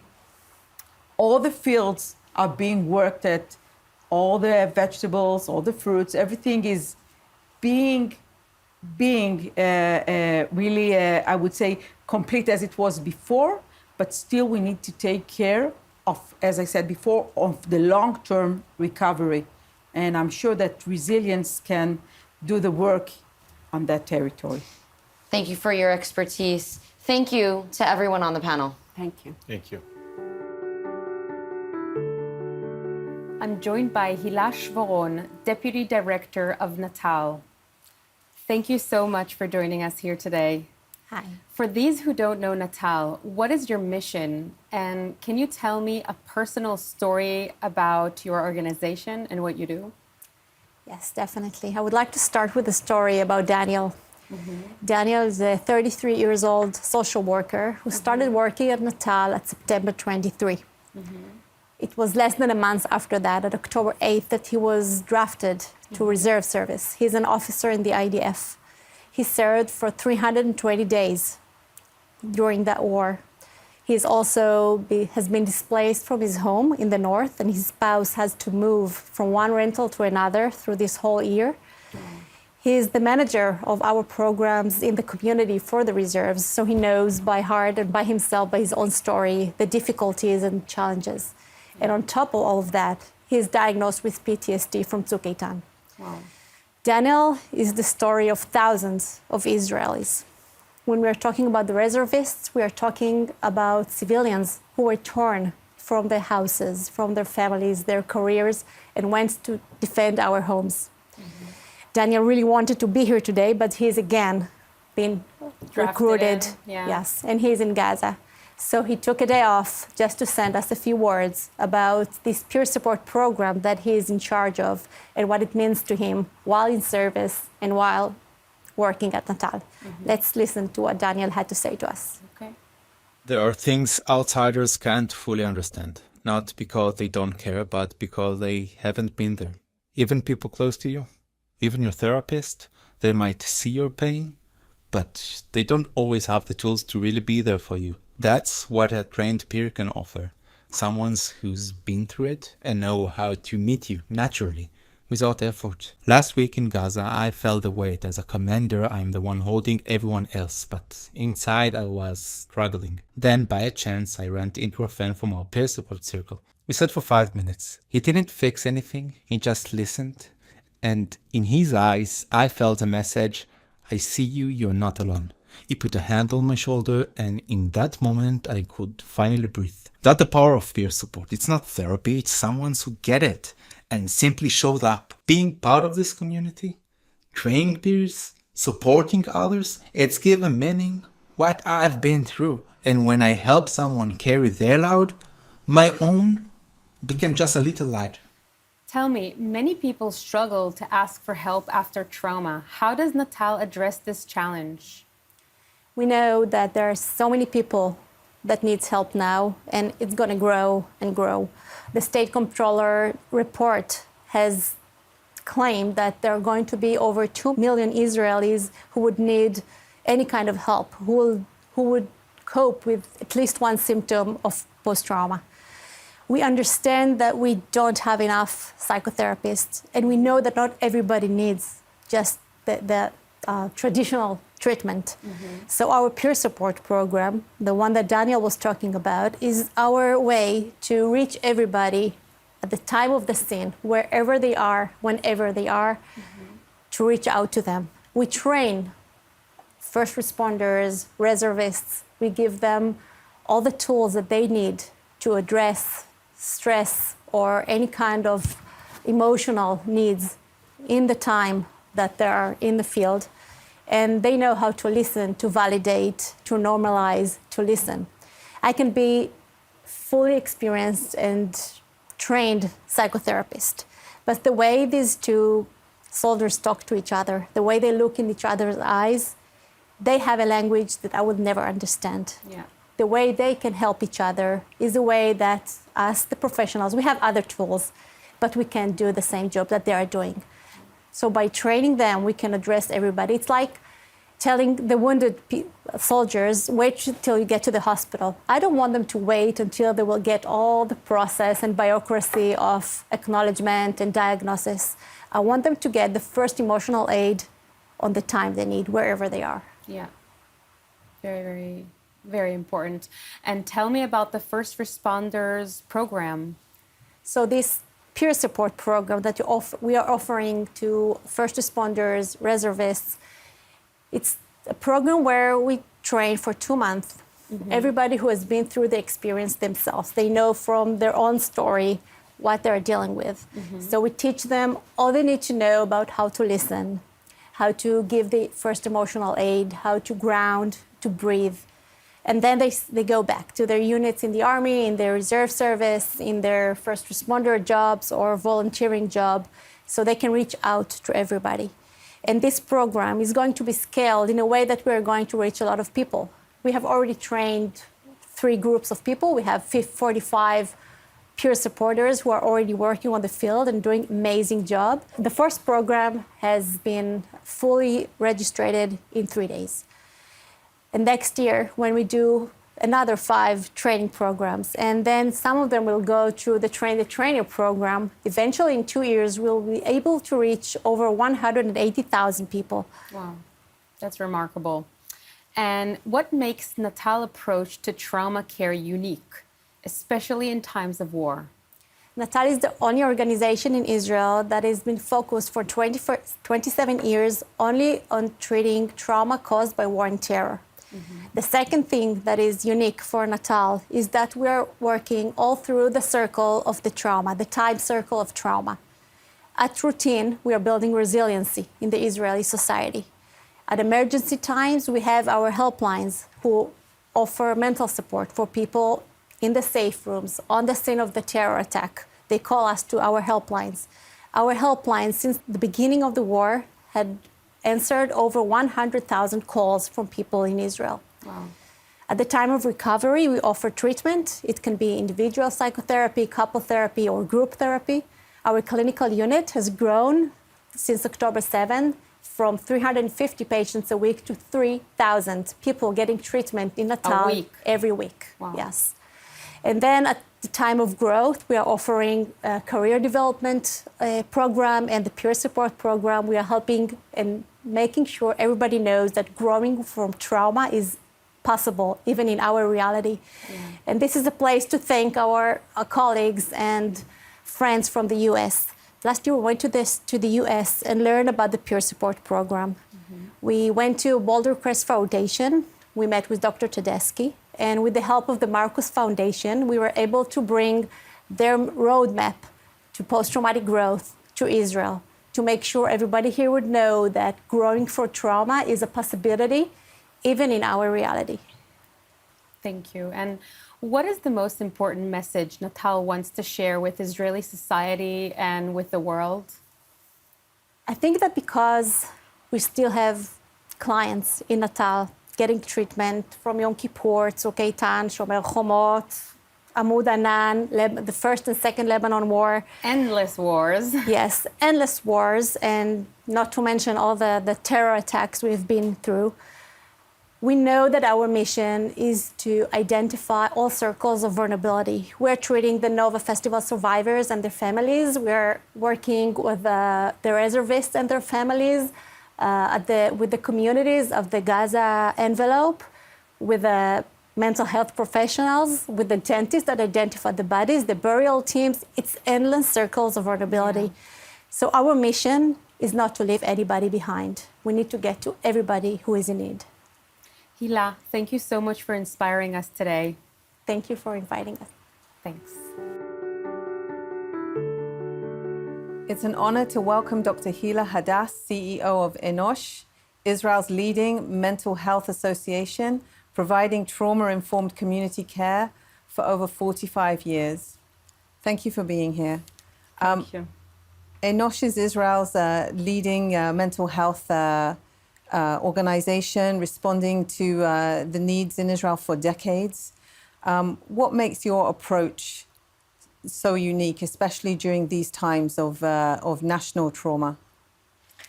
As you said, and thank you for the opportunity, Enosh is the leading organization in the ecosystem of mental health in Israel. We have almost 50 years of expertise, experience, professionalism, and the way we develop and do more for the society in this arena of mental health is to take our expertise and make it as relevant for the needs. Because what was needed 50 years ago is different than what is needed now with the war situation, the long war situation, and even after COVID. So we have to be relevant to see what are the new needs, to adapt our services, and to give the best care we can. And you have more than 90 centers in Israel, and you have over 1,000 care providers working with the public. What are you seeing today? What are the biggest challenges now that we're nearly 2 years into this war situation? As an organization that work in this arena and field for so many years, we know that there are thousands of people that needed help in the past. And since the war, there are many more that are in need. But the needs are different, and there is a variety of needs. And as an organization that work in all communities in a diverse way, we know how to cope with the personal needs, the community needs, the caregiver needs. So what we see is that there is a lot of new needs around trauma. We see that the caregivers are more, I would say, willing to help their loved ones, because in the past, the shame barrier was huge. Now there is much less shame barrier, and everybody talks about the fact that mental health is everyone's story. So it's easier to say that I need help, and it's easier for us to give the exact care for the person who is in need. But tell me, I mean, obviously you have there's different layers of people struggling in Israel after October 7th. You have people who are direct victims of October 7th. You have their family members. You have soldiers now who are going into Gaza, their families. So talk about a little bit about the layers and how Enosh has addressed that in the last 2 years. Yeah, one of our uniqueness is the fact that we work on continuum of care. We have preliminary help that is preventive. We do work with the community that is resilience building. And we have long-term help, which is community-based rehab care. So along all this continuum of care, we give, it could be an immediate help that is very short-term. We can do work with educators, we can do work with the person itself, and we can do work with the caregivers.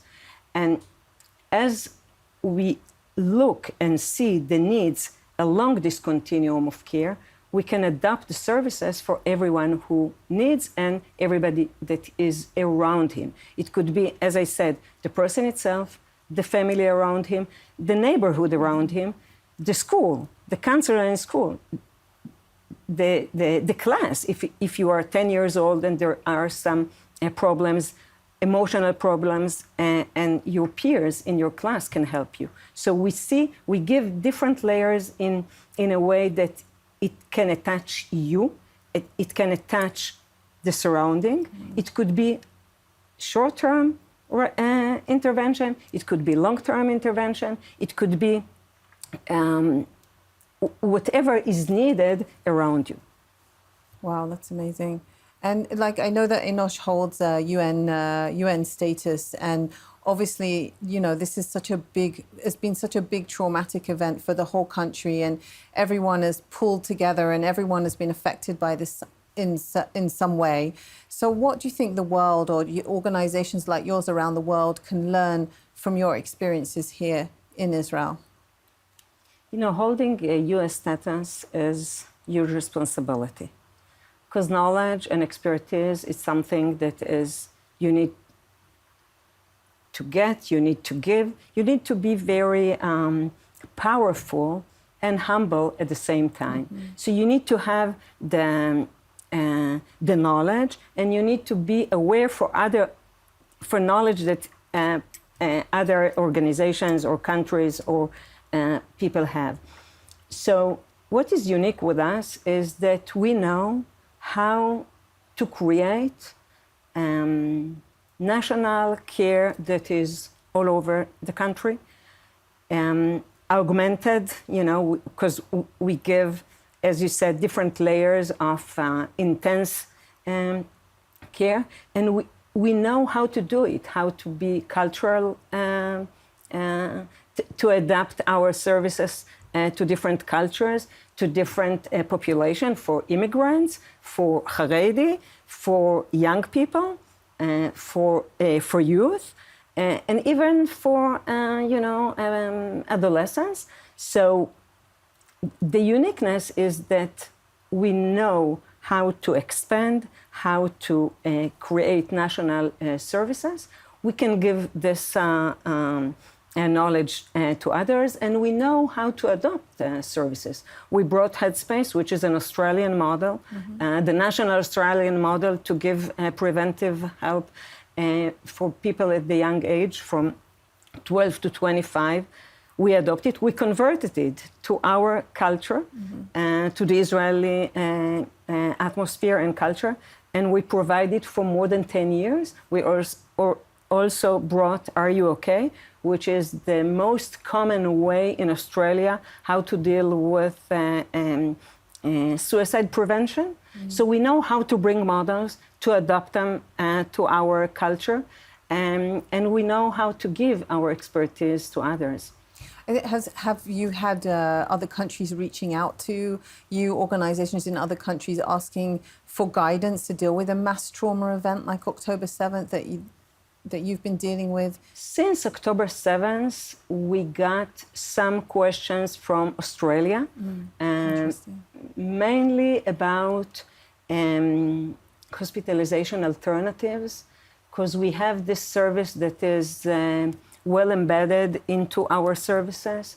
We have several hospitalization alternatives for women, for men, for soldiers who are coping with PTSD, and also for adolescents. So we got from Australia many questions about this topic, and also about how we embed lived experience into our services. Lived experience is one of our, I would say, themes that we use in our different approaches, and understanding that when you can get help from somebody who've been in the same situation before, when it's done professionally, this is a very strong tool. So we were asked about how we embed peer support and lived experience into our services. Yes, we get. You've just launched the new trauma centers for youth and young adults, with more planned across Israel. What impact are you seeing, and what has inspired this expansion? Yeah, this is a very important question because it gives me the opportunity to thank our partners. We are a major player in this arena. As I said before, we work with the government, with the ministries, but we also work with philanthropy, because in order to enlarge what we do and to expand, we need help.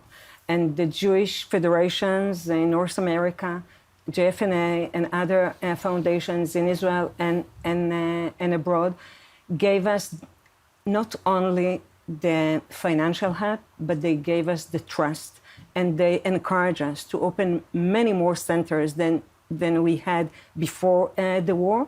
So we already launched 4 new centers in Ashdod a year ago, in the Krayot few months ago, in Kiryat Shmona a month ago, and next days in Beersheba and Netivot. And what we mainly do in those centers, we give preliminary preventive help for the young people, and I'm talking about the age of 10 to 25, who are in huge need for focused, trauma-informed services that would be short-term and helpful. Dr. Hila Hadass, CEO of Enosh, thank you so much. Thank you so much for joining us today. Thank you. With us now is Yarden Abarbanel, the program lead at Support the Soul for Teva. Yes. Thank you for joining us. Thank you for inviting me. Absolutely. So Let's begin by telling us about the idea for Support the Soul. Where did it come from? Where did it originate? And what motivated Teva to launch this program? Yes. Support the Soul was established quickly after October 7th by Teva Pharmaceutical with the mission to promote the trauma care and strengthen the Israeli resilience with the idea that we just need to do more in those hard time that Israel is facing with. And early then we understood that trauma is going to be a significant and ongoing part of our life. And we decided to focus on the therapist with the understanding that the therapists are basically carrying the emotional weight of the Israeli society, that we need to find a way how to support their needs. Because there are many things that you can do for promoting the trauma care, but we decided that that should be our focus. I know this is something that you deeply care about and have written about the needs of therapists. Can you walk us through the different components of the program and tell us what the focus is and who your partners are? Yeah. So sure, first is the basic is the training. This is the core part of our program. We understand that therapists need more training. You know, not every therapist got in his studies trauma training. So this is where we started with the fundamentals of trauma, and we started with the Israeli Trauma Coalition at the South, and we trained 400 therapists. That was back then, like 2024. And after that, we are working with the NGOs in this field, and we build those trainings together. So it could be for trauma training, but it could be for specific methods like EMDR or CBT. Each one is tailored for the organization needs. Another component is the supervision, which I think it's worth to highlight because it's a very expensive component, but it's needed because it gives the therapist not only a professional space to share, and it's also a place where they can reflect and share their feelings. So this is very important, and we try to give this to the organization. Another component is the resilience tools for the therapists that we need to make sure that they prevent themselves from a secondary trauma or from burnout in their work. It's very intensive.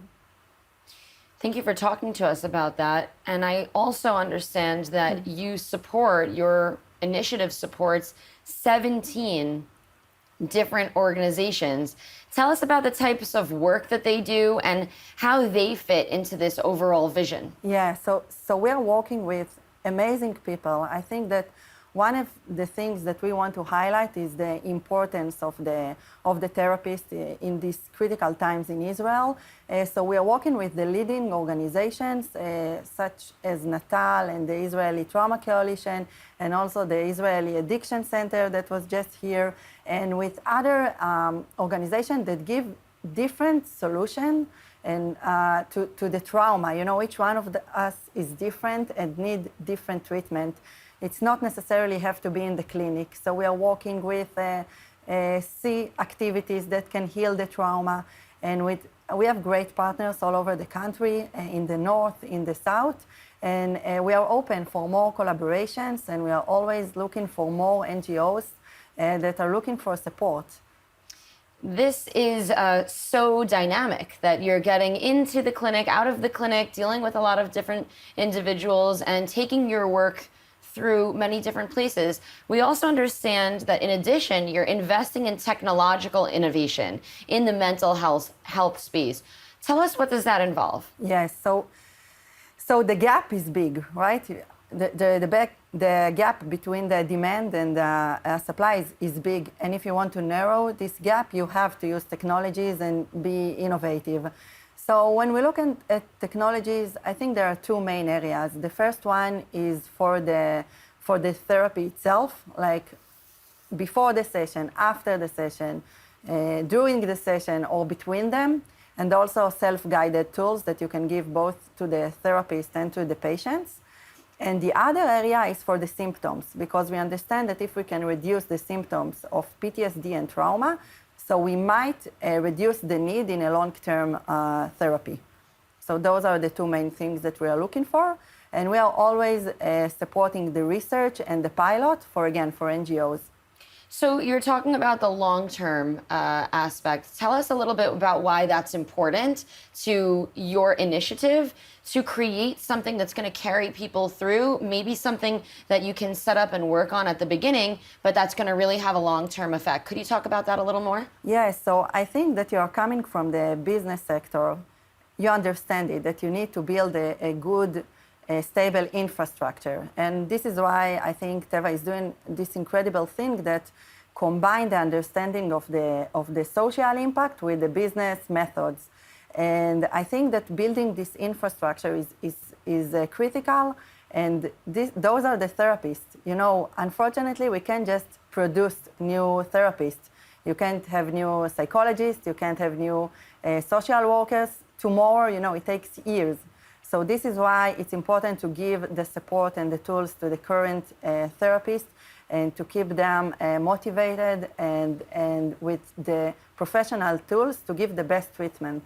So tell us a little bit about something you're excited about that you're working on through the initiative that you can't wait to see roll out.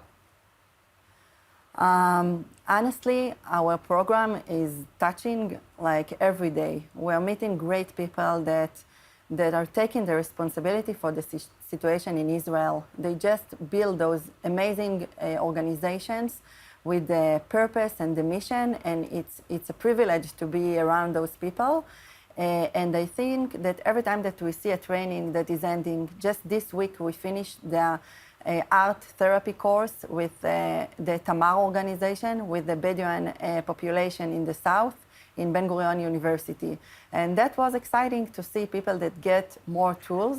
And also they say that the training is not only for their patients, it's also for themselves. This is the place where they can reflect and basically heal their own soul. I really love that you're talking about the people on the ground that are taking the responsibility upon themselves to help the society. Yes. And I think that that's clearly what Teva is doing through Support the Soul. Thank you so much for leading it. Thank you so much for having us. And I have to say, we are always inviting more partners to join us, both NGOs and both philanthropic partners and business partners that want to take part. And together we can do a wider and deeper impact. Well, I am looking forward to seeing it. Thank you so much for joining us today. Thank you. ICA is a leading NGO dedicated to spearheading a national response to addictions in Israel, allowing optimal treatment and effective prevention. Since October 7th, ICA has dedicated its resources to supporting Israeli society in addressing the increase in substance use due to trauma and stress. With me today is Professor Noy Leyb, co-founder and academic director of the Israel Center of Addiction and Mental Health.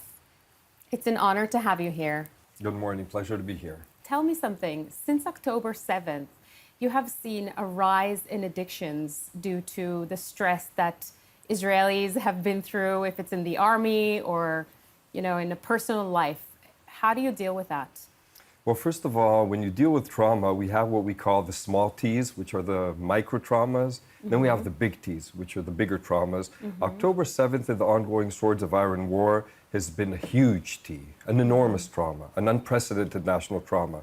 Now, as humans, we can't bear those high levels of stress over a long period of time. We look for several ways, especially ways that are kind of immediate and available, to self-medicate, to reduce the high levels of psychological distress. And what usually happens is that we turn to addictive substances and addictive behaviors, and that's what we've seen. We've seen a large increase in the rates of problematic substance use and addictive behaviors. And how does these addictive substitutes worsen actually the symptoms of trauma? Well, we all have a natural ability to recover from traumatic events.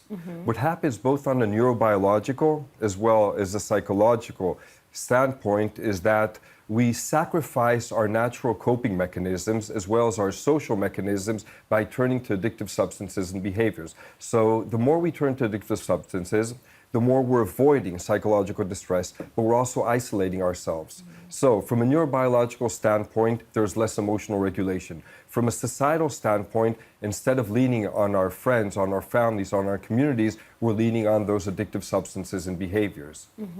So basically, instead of treating the problem, they're just using something to kind of put it to bed. Especially, and it just makes it worse. So that's where the vicious cycle comes in. Yeah. The more psychological distress, the more problematic substance use. And the more problematic substance use, the worse our coping mechanisms are. So that's where the vicious cycle comes in. And then it's like a never-ending story. Exactly. And what should a national plan for addiction traumatic what they should do? Well, first of all, we have to increase awareness and reduce stigma. Addiction always goes with stigma and high levels of self-criticism and embarrassment and isolation. So the first thing we have to do is increase awareness, tell the public as well as professionals, when we have such high levels of psychological distress, there is going to be a lot of self-medication. So we have to increase awareness and reduce stigma. Second thing we have to do is we have to train professionals. We have to train professionals in the field of education, welfare, psychology, social work, medicine, nursing, in order to we have to train professionals in order to identify problematic substance use and addictive behaviors at an early point, brief interventions, and when to refer to treatment. The last thing we have to do is we have to adapt services. We need what we call an integrative addiction and trauma informed care across several populations and communities. So what's right for soldiers is not necessarily right for youth from the Gaza envelope. So we have to adapt services, and we have to accompany all this with a lot of research to make sure that what we're doing is effective, and a lot of policy to make sure that this is mandatory and not just depending on specific organizations. Do you have specific tools for professional treatments to use for other nonprofits that help mental health? Definitely. So what we're working on today is a nationwide program integrating what we call screening, brief intervention, and referral to treatment that all professionals that deal with trauma today can quite easily learn, adopt, and practice within their organizations. So we screen for substance-related behaviors and addictive behaviors. We conduct effective non-judgmental communication, so brief intervention is highly effective. And for those 10% that need referral to treatment, we refer them to treatment. So we collaborate with tens of organizations today to incorporate that screening, brief intervention, and referral to trauma to their ongoing care. And what's your bigger plan? How do we expand this? How do we get to more people? Well, in order to get to more people, we train professionals on a large scale. So if we train 10,000 professionals, we're going to reach 1 million individuals. So that's where we come in as the Israel Center on Addiction and Mental Health. We work with a lot of organizations and incorporate those practices of screening, brief intervention, and referral to treatment, making them part of their mandatory intake and care in their trauma-related facilities. So whether it's resilience centers, whether it's the HMOs in Israel, whether it's the educational system. So we train educators, we train social workers, we train psychiatrists, psychologists, and primary care physicians in that practice of screening, brief intervention, referral to treatment. And what concerns you the most about the rising of substitutes? Well, I think the most concerning thing for me and our whole organization is that there are a lot of resources being pointed at trying to treat trauma-related psychological distress in Israel. But when you realize what the vicious cycle of trauma and problematic substance use looks like, you realize that it's trying to fill a bucket that has a hole in the bottom. You can't treat trauma-related psychological distress without closing the hole in the bottom of problematic substance use. And we're a country in huge distress and limited resources. If we spent all the resources on trauma-related care, but we don't close the hole in the bottom, we're going to be left without enough resources. So that's my main concern. That's what we're trying to do, is incorporate that trauma and addiction integrative care into all organizations in Israel. And why is it so important for an early intervention when these substances are used? Well, I spoke about the fact that we're a country of limited resources. In medicine in general and in public health, prevention is the most cost-effective way to treat things. Think about primary prevention, for infective diseases like inoculations, vaccinations, etc. So the public health approach is that the earlier on we intervene, the cheaper it is to address problems, and the lower the chance is that they're going to increase in terms of severity. When we already encounter a full-blown disorder in psychiatry and in general medicine, we're going to spend a lot more money and a lot more resources on treating it, and we're going to be able to treat a lot less individuals. So prevention is key in public health and definitely in trauma-related and addiction care. Why is it so important for mental health organizations to address addiction? Well, we all know today, especially after October 7th, that mental health is health, right? But it's as important to realize that addiction is part of mental health. And when I talk about addiction, I'm actually talking about problematic substance use, because addiction is just the extreme. But think about the following data that we have from the Israel Center on Addiction and Mental Health. 1 out of 4 Israelis suffer from substantial post-traumatic stress symptoms. That's 25% of the population. Is this after October 7th? After October 7th. After October 7th. Now, of those, about 50% report that they're using substances in a problematic fashion. What kind? So especially opioids, up by 70%. Prescription sedatives, because people are high rates of anxiety, have problems falling asleep, up by about 200%. Alcohol and addictive behaviors. And what that does is it causes a vicious cycle. So the more we use addictive substances, the lower our coping mechanisms are, the lower we know how to regulate our emotions, and the less we turn to our communities for help. So we're increasing our problems after trauma, our psychological distress, and the higher our psychological distress, the higher our problematic substance use is. And that causes a huge vicious cycle. And in health organizations, what we're seeing is that if you try to treat post-traumatic stress disorder, as well as anxiety and depression, without addressing problematic substance use, you're going to spend a lot of resources with very low efficiency. So we have to address those, and that's why it's important to establish a national program, that every organization that addresses post-traumatic stress disorder or post-traumatic psychological distress addresses problematic substance use and addictive behaviors as part of their core programs.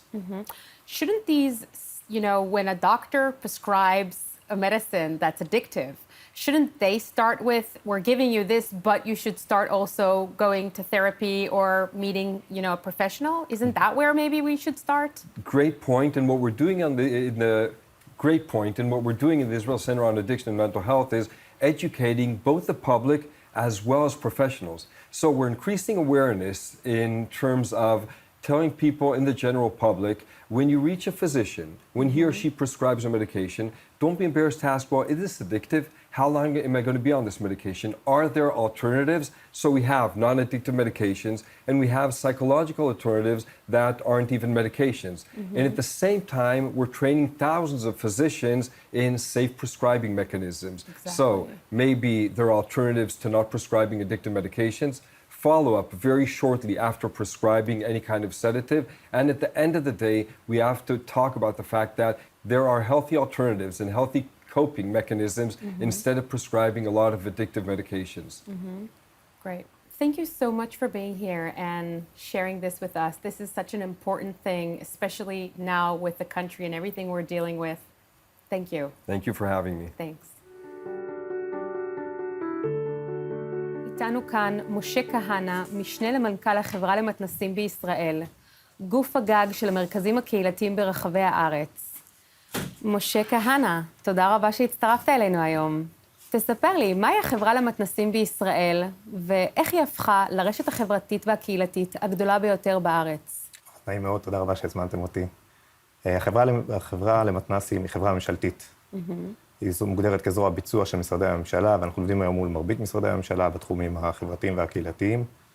אנחנו עובדים כמובן מול השלטון המקומי, מול פדרציות וקרנות בינלאומיות ומקומיות, מול גופים עסקיים ובשותפות עם ארגוני מגזר שלישי. החברה פועלת ברשת של 190 מרכזים קהילתיים עם קרוב ל1,000 שלוחות, שנותנים מענה למעל 3 מיליון תושבים בכל המגזרים, יהודים וערבים, חילונים ודתיים. אני רואה את החברה כחברת, אם אנחנו מכירים חברות ממשלתיות אחרות, נקביל את זה חברות ממשלתיות אחרות, חברת חשמל, כולם יודעים מה היא עושה. נכון. מביאה תשתית של חשמל לבתים. חברת מקורות אותו דבר, תשתית מים. נכון. חברה למתנ"סים היא חברת תשתית חברתית וקהילתית. באמצעות התשתית הזאת אנחנו יכולים לתת מענים, אנחנו עובדים בעצם במין מודל שאפשר לקרוא לו מודל דו-עובדי. החברה עצמה עובדת ברמה המדינית, ברמת המקרו, מול אותם שותפים שדיברתי עליהם מקודם. המרכז הקהילתי עובד עם ובתוך הרשות הקהילתית בה הוא פועל, והשילוב הזה מאפשר לנו בעצם להבין מה הצרכים שעולים מהשטח ומה הצרכים שהמדינה מחפשת להם מענים, לשלב בין הדברים האלה, לתת מענים יעילים ומדויקים, באמת בכל רחבי הארץ, בפרויקטים לאומיים גדולים מאוד ובפרויקטים מקומיים. ועוד שאלה, מאז אוקטובר 2023 אתם פועלים באזורים מוכי חירום בארץ. איך אתם עוברים מסיוע חירום לשיקום ארוך טווח? טוב, אז המעבר הזה מסיוע לשיקום מושתת בצד שלנו על התשתית, עליה דיברתי, ועל הכרה של הצרכים של הקהילות. בעצם המרכזים הקהילתיים, מיד שקרה אותה שבת ארורה, נוצר מצב שהיה צריך לפנות המון תושבים בצפון, בדרום, מהיישובים שלהם, מהרשויות, למוקדי פינוי. המרכזים הקהילתיים לקחו בזה חלק, ואני חושב שדווקא זו דוגמה טובה לאיך הרשת, העובדה הזאת שהחברה פועלת כרשת של מרכזים, באה לידי ביטוי בצורה מאוד יפה, אם אפשר להגיד יפה בהקשרים האלה.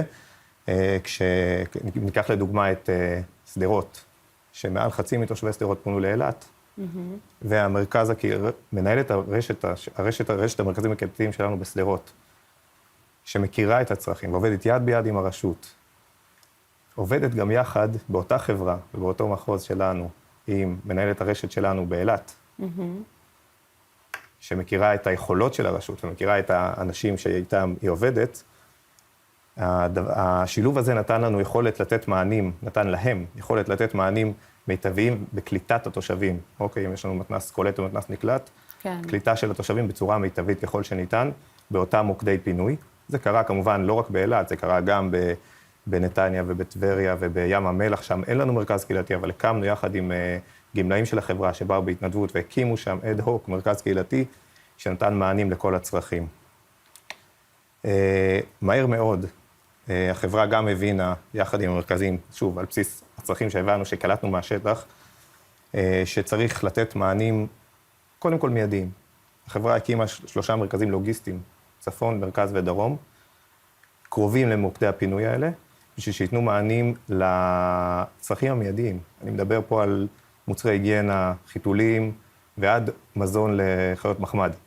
אנשים שפונו מהבתים שלהם צריכים עכשיו, בלי כלום, צריכים עכשיו דברים. כן. הדברים הצפו מהשטח שלנו, מאותם מוקדי פינוי, מאותם מרכזים קהילתיים שעבדו שם, ויחד עם השותפים שלנו, הרבה מאוד עזרה של קרנות ופדרציות שתרמו כסף, ושל אנשים טובים שבאו והתנדבו במרכזי פינוי ובמרכזים הלוגיסטיים, נתנו באמת מענים מיידיים, אפשר לקרוא לזה ככה. מהר מאוד הבנו שההתמודדות הזאת היא בתוך מרכזי הפינוי היא התמודדות מורכבת. זאת אומרת, יש פה, בסוף, לקחו המון אוכלוסייה, שמו אותה בבתי מלון, הרבה מהמקרים, או לא במרחב המחיה הטבעי שלהם, וזה דורש מענים. אז פה נכנסו מחלקות התוכן של החברה באמת לפעילות, מהר מאוד פתחנו מעונות יום בצהרונים במרכזי הפינוי, פעילות למשפחות צעירות ולהורים, הייתה די מהר, היה בעיה קצת עם בני הנוער במרכזי הפינוי, שלא כל כך מצאו את עצמם. הוציאו אותם באמצע שנת לימודים, הוציאו אותם למרכזי פינוי. עכשיו, זה לא יום ולא יומיים. נכון. וזה דרש מענים, דרש לתת מענים, אז הקמנו שוב, יחד עם שותפים, עם משרד החינוך ועם תורמים, מרכזי נוער, 5 מרכזי נוער גדולים מאוד, במוקדי הפינוי, שכללו המון מפעילויות והופעות, ורצו לתת תעסוקה לבני הנוער. וזה גם נתן מענה מאוד יפה.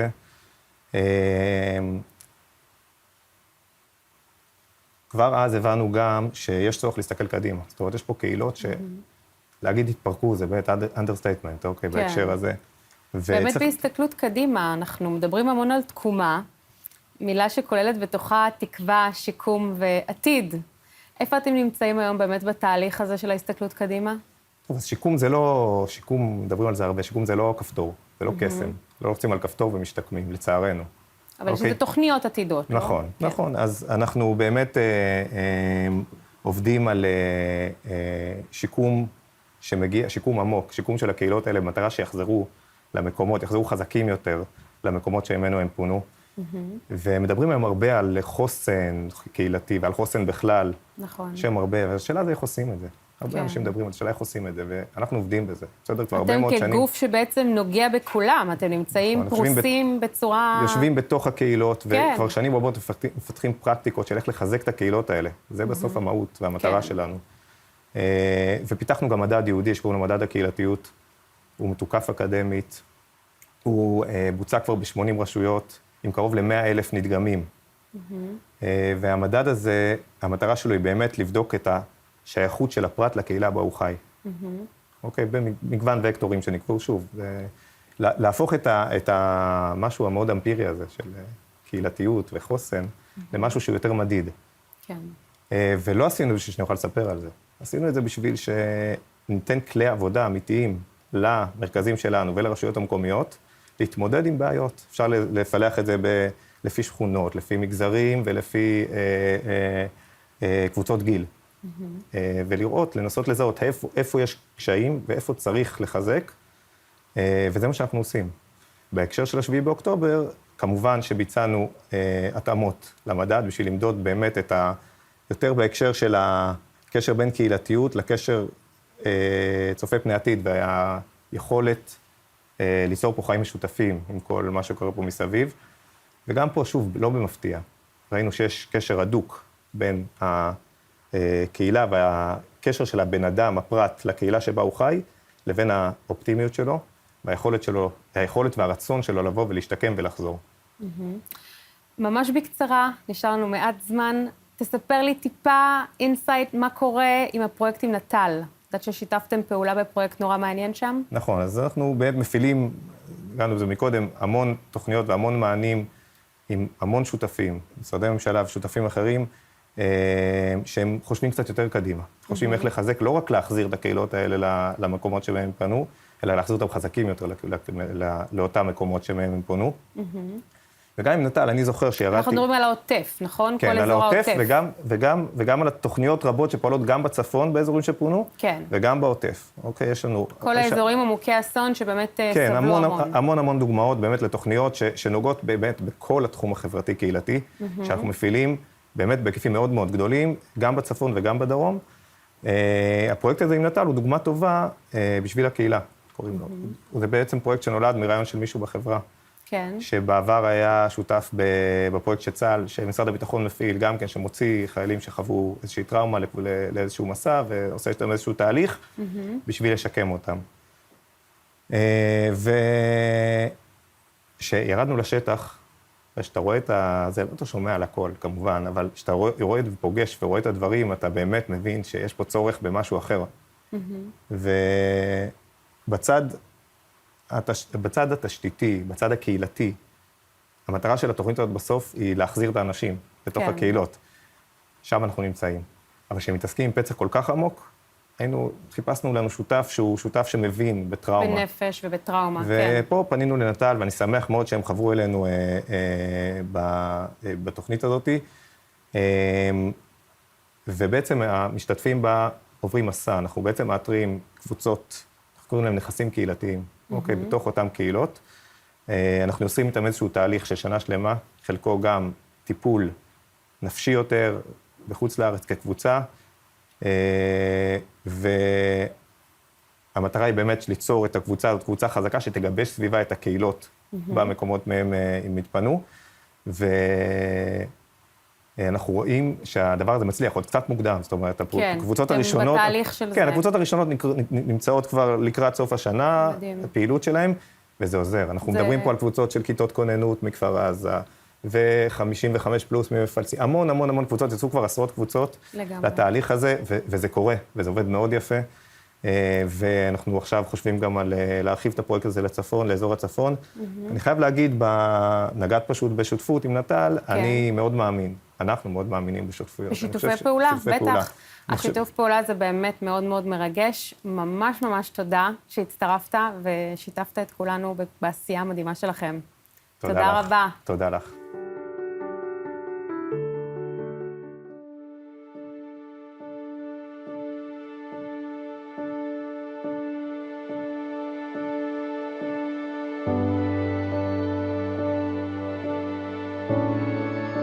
אני רואה שהרקע הוא שזו ילדה בת 12 ששומרת על האח שלה. היא נמצאת כנראה ביישוב בדרום. היא התחילה לכתוב לי שהיא שומעת קולות בערבית, והבנתי באותו רגע שאני חייבת להחזיק אותה איתי, שלא תזוז לשום מקום, שתישאר בממ"ד.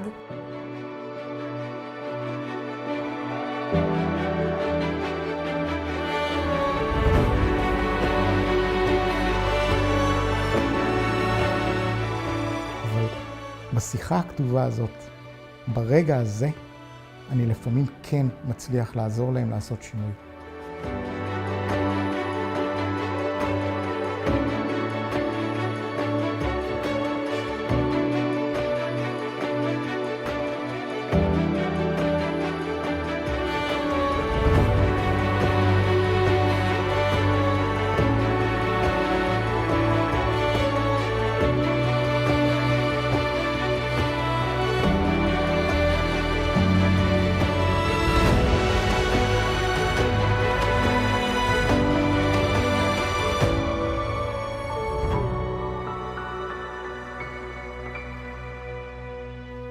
We're pleased to welcome David Koren, CEO of Eran, Israel's leading emotional first aid organization with more than 1,850 volunteers and 13 branches across the country. Thank you for being with us. You're welcome. So let's get started by a number that really startled me when I went through the research. 1,000 phone calls per day. How do you identify which cases require immediate intervention, and how do you respond in real time to so many calls on a daily basis? Okay, the challenge is, yes, it's around 1,000 a day, and the challenge is to know what kind of response we have to give to each and every one of them. But there is no way to know it before you're getting into the conversation with the one who calls us. The minute we're identified somebody that is in a danger or in a critical position, we have a way of how to respond to it. Our, as you mentioned, 1,800 and more volunteers trained to identify those callers, and we are using another professional that is joining the session, and the two of them, sometimes three of them, is following the procedure of how to help this person. And I can tell you that roughly every day we have between 3 to 4 people that were actually saving lives, as I'm usually say, taking them down from the roof. Eran has existed for a long time. Take us back to the first year and bring us through some of the numbers that we're looking at today. Well, Eran established in 1971. 1971. 71. There Wow. wasn't so many phones back then. And it started in Jerusalem. And the first years, I would say the first 10 years or so, I wasn't there, but the first 10 years were the years where another branch and another branch established in Israel, throughout Israel. And let's jump to today. We do have 1,850 volunteers altogether. We do have service also a chat on the internet, chat and WhatsApp and SMS and mail, whatever, with 300 volunteers that only operate on the chat. We crossed the 500,000 and 3,000 and 300,000 already of calls from the beginning of this war, which is wow, unheard of, such a number. And altogether, from where we established, we crossed 7 million calls from over the years. But on a regular year, which I'm not sure that there is a regular year in Israel, on a regular year we are having something like around 300,000 calls, which bring us to something like very close to 1,000 a day. Wow. That's very significant and also very painful to understand there are so many people who are calling and to think about all the people who are not calling. Yeah, and all the calls that we are not able to respond because of lack of support and lack of budget and whatever. And this is our mission. I understand that the organization has many representatives in North America that work the night shifts. I assume this is to bridge the time difference gap that we have. What does this global support mean to you, and how does it help maintain your 24/7 emotional care that's needed here in Israel? Well, as you mentioned, we do have some 200 volunteers in the state, actually another 50 in Australia. We're taking advantage of, as you mentioned, the time difference. Some years ago, I think 7 or 8 years ago, I realized that there is no way to bridge the gap between the people who need us at night and the volunteers that are here in Israel. So I reached out to the community of Israelis in the state through the organization of IAC, which helped us a lot to find the communities where we can establish like a course for a decent amount of people that can go through the course, and the course is very very demanding.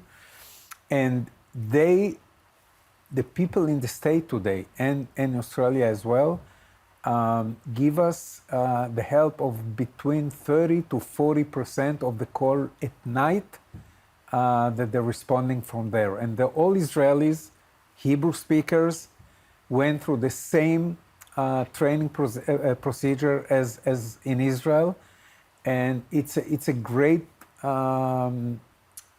challenge of how to manage them, because they are part of Iran organization which is based in Israel, but they are part of it. This is genius, and it allows people who really understand and can relate to those who are suffering here in Israel to have an option to speak at night. And I assume that there are a lot of crises at night, and that this is when people have emotional overwhelm. So I understand that you're building an emergency operations and training center in Netanya. This is for immediate crisis intervention. What is the GAP Center? What gap is this center meant to fill? And how urgent would you say that it is today in 2025? Well, when this war broke out, like almost 2 years ago, unfortunately, we realized that we need a place that we can, in like 20 seconds, not 20 minutes, we can bring 20 more volunteers to respond for the so many callers that are waiting to get respond.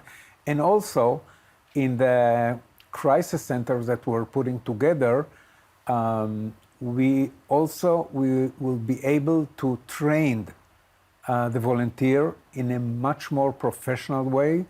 There will be place for professional gathering, people from all walks of life that can come and we can share with them all kind of method of helping during crisis.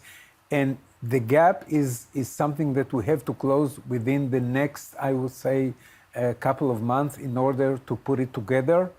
And for this, we need a lot of help from people who can pitch in and help us. Very interesting. I wonder, during times of war and national crisis, which the state of Israel is in right now, what patterns are you seeing from the phone calls that come in?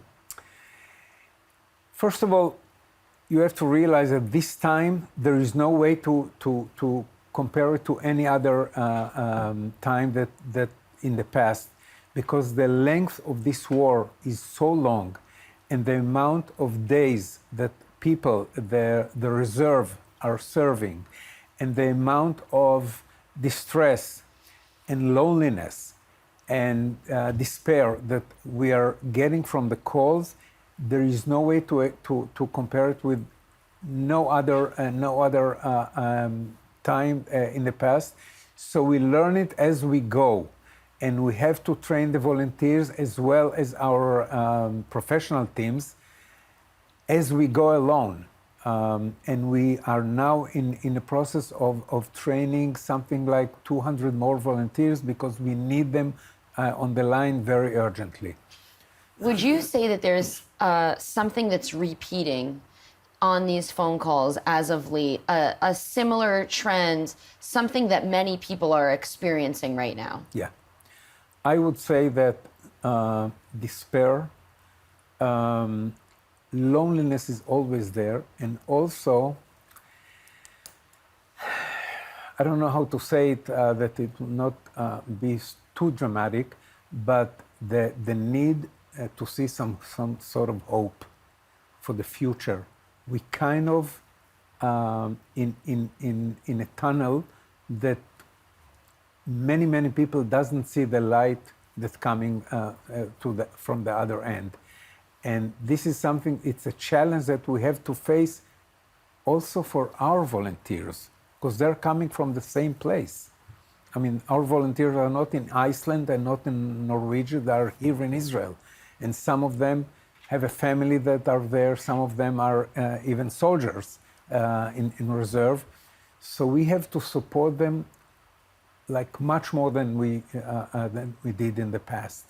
Absolutely, and you use the word despair. Yeah. And despair is when people really can't see the future. They can't see the way. They can't imagine what could possibly be good at the end. And I assume, like you said, that your volunteers struggle as well. What do you do? I understand that the training for the volunteers at Iran is very demanding and serious. It is. How do you keep those volunteers engaged and emotionally supported? Well, the key element here is our professional staff. Our professional staff are people who are really have to be like hands-on to all our volunteers, like the professional staff that we have in Tel Aviv, for instance, which is not far from here. They have to maintain the 130 volunteers that are every day going through more and more distress call. And each and every one of our volunteers going through a session of training and retraining. The training when you start being a volunteer is not ending for them. They are going to at least once a month for a group session that is very personal, it's very demanding to some extent, and also give them more and more tools for their next shift. Thank you for explaining that. We are going to finish the program, but before we do, is there a message that you have, any words that you want to share with those who are watching? I have to say, first of all, that I'm thanking so much for our volunteers. They're really the core support of this for all the people in Israel. And also, we need the support of so many other people to support Iran, especially these days, because our mission is, in a way, much bigger than we can right now fulfill. Well, thank you so much for joining us today, and we wish you success. You're welcome. Thank you. Allow me to introduce the following panel. This panel brings together key experts from emergency response and mental health to address the Israel's ongoing crisis. With us today, Ori Shacham, Chief of Staff to the Director General, Magen David Adom, and Dr. Danny Brom, Founding Director, Metiv, the Israel Psychotrauma Center, and Inbar Bahiri, Licensed Mental Health Counselor, Vice President and Board Member, U.S. Friends of Iran. Ori, it's a pleasure to have you here today. How did the events of October 7th change how you prepare in Magen David Adom for these events on this kind of scale? The events of October 7th emphasized how important is preparedness. Yeah. Back then, Magen David Adom had a fleet of 1,700 ambulances which allowed us to prepare for any additional escalation in the north while the atrocities happen in the south.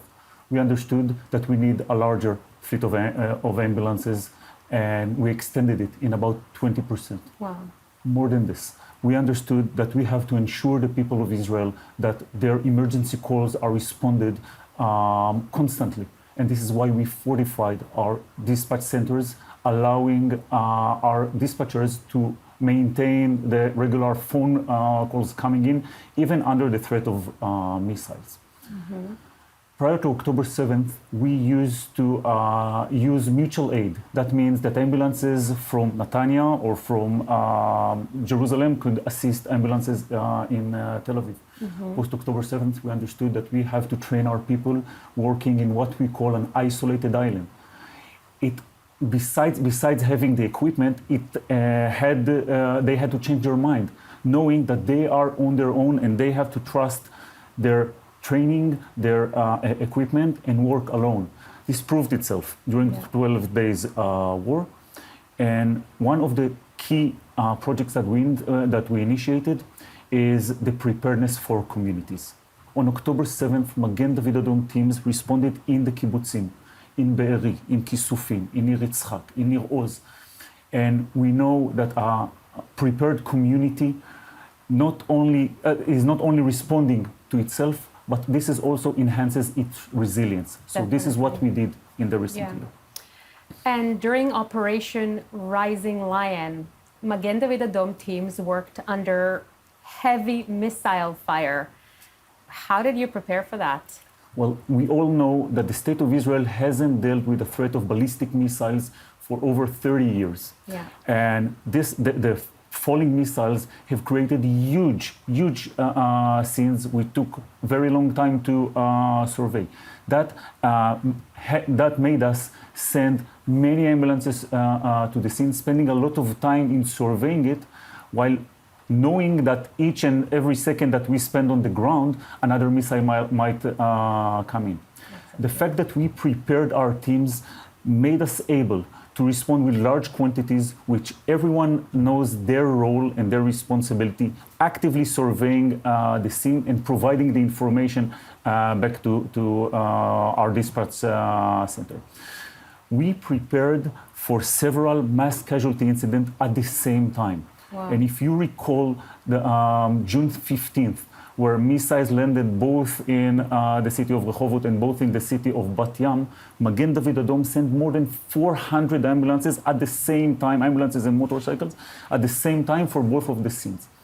Preparedness proved itself. Exactly. You had time to prepare for it, and you prepared your teams. Exactly. And this showed, and at the end of the day, it saved life, because you could see Magen David Adom responding fast, responding efficiently, while all the people of Israel had to wait in the shelters. It was Magen David Adom teams that ran out of the shelters, risking their lives. But you know what? That's our role. Yeah. We are protecting life in Israel, and this is what we do because this is our mission.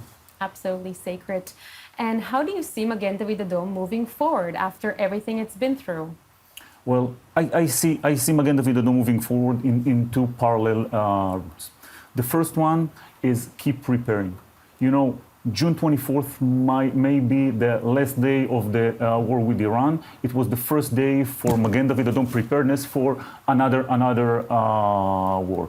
We have to make sure that Magen David Adom teams are prepared, that communities in Israel are trained, that we have the equipment and the knowledge to respond. And we are doing this right now. We also are dealing with I would say a national mission of responding to mental health. Mm-hmm. Mental health has become a huge issue in Israel post-October 7th. And beginning on August, Magen David Adom, together with the Minister of Health, is initiating a special dispatch in which people might call and saying, listen, I have this medical situation, but when at the end of the day, they have mental issue. Yeah. So professionalists will support them. Magen David Adom paramedic has been trained in order to assist those people. We are actually connecting the mental issues with the other health issues to create one-stop shop for any medical issue that you have. And last but definitely not least, I think that Magen David Adom is Israel. If you'll go inside Magen David Adom station, you'll see all the Israeli society sitting together, and which the only disagreement is what are we grabbing for dinner. This is the only disagreement, because everybody are concentrated in the sacred mission of helping others, of doing good for somebody else. And we see many people who want to volunteer for Magen David Adom. So I see Magen David Adom as serving as a place for people to express their humanity, to join together and do things in the sake of others. I think this is key in the coming years for the State of Israel. Thank you so much for joining us, Ori. Thank you very much for having me. Danny, it's a pleasure to have you here today. Can you tell us about the Release Journey program and how does it support released reservists from the Army? So, thank you, first of all, for having me. We have this program called Peace of Mind, in Hebrew, Masa Shichur, for quite a long time. We're old-timers in the field, and, you call this whole program the state in trauma, but I would call it the state in survival. And survival is something that we know how to do. That is something that is in our bodies, and we survive. We're used to it. We've been doing it for 2 years now. We're doing it for many, many decades. Yeah. And the Holocaust is in the background, and a lot of things are in the background. Yeah. And survival mode is something that we have in our bodies. Yeah. So the question is not so much trauma and treatment, but the question is, how do you get out of survival mode after you've been fighting, and the army has been fighting a very hard war, and then you have come home and you have to readapt. Yeah. So survival is an adaptation to danger. Yeah. And then you come home and you still feel that everything is dangerous. Yeah. So we created this program in 2007, after the 2006 war, to help reservists make the transition to civilian life after being in the army. And that has done a lot of good. It is not a treatment for PTSD, post-traumatic stress disorder. It is allowing people to get out of survival mode. Yeah. And we are doing that also by bringing groups of reservists, but after out of the army, to Jewish communities wherever in the diaspora. And that has a double effect of, on the one hand, allowing some respite, but a very intensive program to understand what did this do to me. And on the other hand, the communities who are now experiencing anti-Semitism and are really afraid, suddenly they have these guys in their homes. And it strengthens the sense of community, the sense of Israel and diaspora being together. Yeah. So not everyone goes and gets help. How would a reservist know that, what are the symptoms that will make him understand he needs to go and reach out and get some help? So first of all, most people don't need therapy. Most people need their environment, they need their community, they need their family to hold them and understand that this is a difficult transition. Of course, it's double difficult because also the wives are in survival mode with the children, being afraid of what's happening with the husband, or the other way around. So, first of all, we need to allow people to make that transition. Now, if that transition doesn't go well and you keep on re-experiencing the things you have seen, the things you have done, then it becomes difficult. If it gets worse and you can't calm yourself down, you can't relax, you can't sleep, then it becomes difficult. Now, at this moment, we're in a very difficult point in time because, after October 7th, everyone was very motivated. Yeah. At this moment, what we hear is, what are we doing? Do we still have the meaning of this war? And we know that from the Vietnam War, at some point, when there is no clear goal to the fighting, people break down. Yeah. That's a very critical point at this moment. Yeah. That I think also government needs to look at. Yeah. Because then coming back and you ask yourself, why is all of this happening? Yeah. And we need to help people with making meaning Definitely. of everything that is happening. Definitely. And as a parent, what are the key signs? Our kids have been through very tough 2 years. What are the signs to see if our kids need help? What can you tell us about that? Well, first I would say parents need to understand that what the kids need is just the mother you are and the father you are, and not anything special, but a hug if they want that, their favorite food if they want that, but also time to think, what is this? Now, when they totally isolate themselves, then we know there's something wrong. When they don't want to talk about anything and don't go with their friends, because the groups of soldiers are very strong together. Yeah. But when they also disconnect from that, that is worrisome. Avoiding all of these things, and when you see that they are so stressed out all the time, Yeah. and they can't calm themselves down, that's another sign of maybe you should think about professional help. Thank you so much. You spilled a lot of light on a lot of people. Thank you. Thank you. Last but not least, Inbar, thank you for joining us. Thank you. What are the main areas Iran supports people in Israel during times of emergency?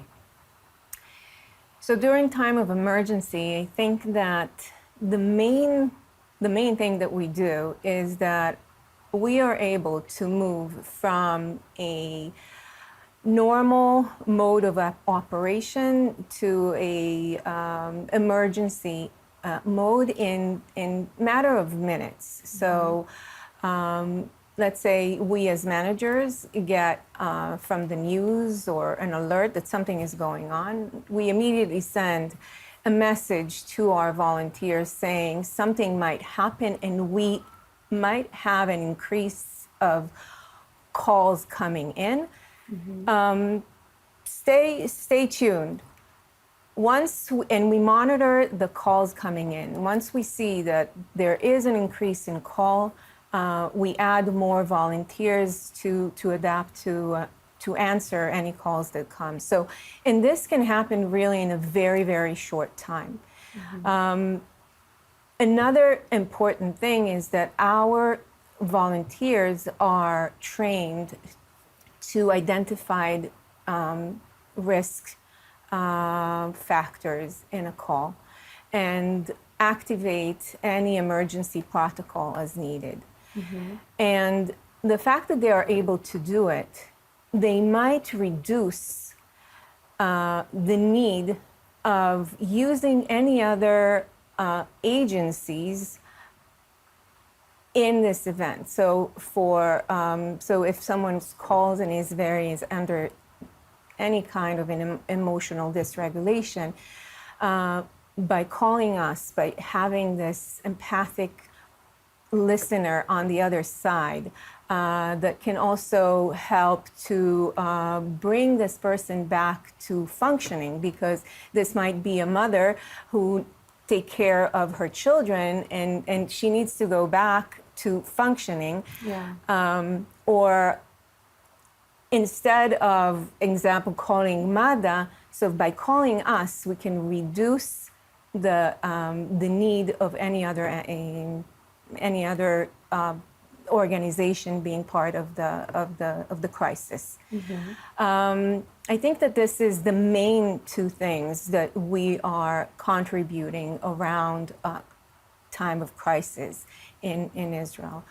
We are able to be very quick and rapid in our in the way we react, and we can reduce the involvement of other organizations. And in addition to the amazing work you do in Israel, How do you support Jews communities around the world in times of crisis? So Iran was part of the founder and initiator of the Israeli Trauma Coalition. And this organization is activating in Israel and abroad. And their main goal is to create Israelis and Jewish in the diaspora that are more resilient to whatever happens to them. So when any Jewish community around the world there is any terrorist attack or anti-Semitism or anything that happens, we can send a team of professionals to give them mental support. The mental support is mainly to create a better resilience of the people involved in the event, and also the family and the community around it. Also some tools to take care of themselves, so that this is not just a one thing, but this is something that that is sustainable and they can do by themselves. And that's basically what we do with the coalition. That is remarkable. Thank you. Thank you guys so much for joining me. It was an honor and pleasure to have you here today. Thank you. Thank you. And now to our next interview with Inbar Shenfeld, CEO of Sahar, the online mental support, and Mayan Petito, chat volunteer, North American branch. Let's start with the basics. Tell us about Sahar and what you do and how you manage to save lives online. First of all, thank you for having me. I'm really happy to be here. I'm the CEO of Sahar. I come from 20 years of managerial parts, and I came after October 7th to lead the next step of Sahar. I'll start off with the basics. Sahar was established 25 years ago, and our goal is to save lives. We provide immediate, accessible, and approachable, anonymous, text-based support for all kinds of emotional distress and suicidal thoughts in Hebrew and Arabic through various platforms. Actually, everything started 28 years ago. Eran Aderet, he was in the army back then, and he decided to end his life. 3 days after he passed, his parents went into his computer and they just saw that he went into forums and websites and searched how he can end his life. At that moment, no one answered until someone did. And that moment, his father, Dr. Avshalom Aderet, decided not to let this thing happen ever again. And this is how Sahar was established. We used technology. We were the pioneering to use technology. Back then, since 2000, we used technology in order to save lives. 70% of our audience are kids, young adults, teenagers from ages 10 till 30. Actually, 38% are from ages 21 till 30. Just look at this generation that we give support to. We are like the ER of the mental support. We are the first in the line, and we provide help for ever and who needs us. And how do people in distress actually find you? Do they reach out on their own? What's the process? Actually, this is a really good question. We have two ways. We have the people that reach us. We have 3 different units: the reactive, the proactive, and the self-help tools. On the reactive side, we have the chat, where people reach us for one-on-one chat with volunteers. We'll talk about later about our amazing volunteers. This was established 25 years ago. This is text-based, only text-based support by chat. The proactive side is we monitor posts on the web, and we distract distressful posts for people that really don't feel that they can reach someone. So they write their feelings on posts, and we search the web, forums, for Facebook groups, and we just detect them and we answer them in a very professional way, and we show them that they are not alone. This is very unique. It's called Outreach Patrol. It was established back then in 2008, and we were the first, Sahar was the first to do it back then. And every person that needs help, we are there for them. And maybe if Sahar was back then in 97, the Outreach Patrol would have been existed, maybe Iran would still be here. The third unit is the self-help tools. We have a huge database of places in the community where people can get help. Because we are not therapists, we are there in front line for people that need help, and we are there and we help the society by doing that. And I mean, obviously, since October 7th, everything has changed for everyone. So have you seen more people asking for help, and what kinds of challenges or struggles are they dealing with? Wow. Actually, there's Sahar before October 7th and Sahar after October 7th. Before October 7th, the chat was open 11 hours a day. And since the horrible thing happened on October 7th, 6:29 a.m., the horrible thing happened, and we opened our chat line 9:30 a.m. We opened our chat lines for 24/7, and we haven't stopped since. So we did like 3 emergency trainings for our volunteers, amazing volunteers. We increased the number of volunteers from 280 to 400 volunteers in no time. We saw that in year 2023 versus 2024, we had an increase of 50% more people that reached us. Think of the anxiety, the post-trauma, the loneliness, all the things that our people are now facing in the Israeli society. And this has all been happening, and with the help of the volunteers we have in the North America branch. We have a huge branch in North America. We'll talk about it maybe later. And they help us save lives here every day and answer all this emotional distress that people are feeling. Think of a high-tech company that in 1 minute just doubles its operations, and this is what happened in Sahar. We needed to double our operation in 1 minute. It was really something that Sahar is a really amazing place, and that we are able to give support to people in these times. And in the Rising Lion war that we had only a month ago, it seems so long, but it was a month ago, we could see the increase of the number of people that reached us. Mm-hmm. If I talked and said that it reached between 23 to 24, we reached even for 50%. In 25, we see that we have 30% more.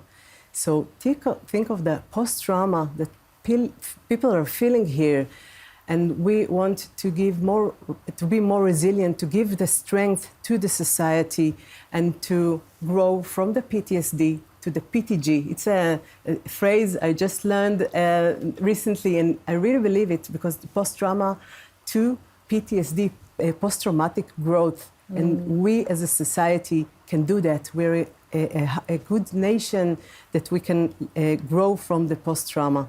And you mentioned the volunteers, and I know that your entire team is made up of volunteers. So what makes them so special, and how do you prepare them to deal with such emotional work?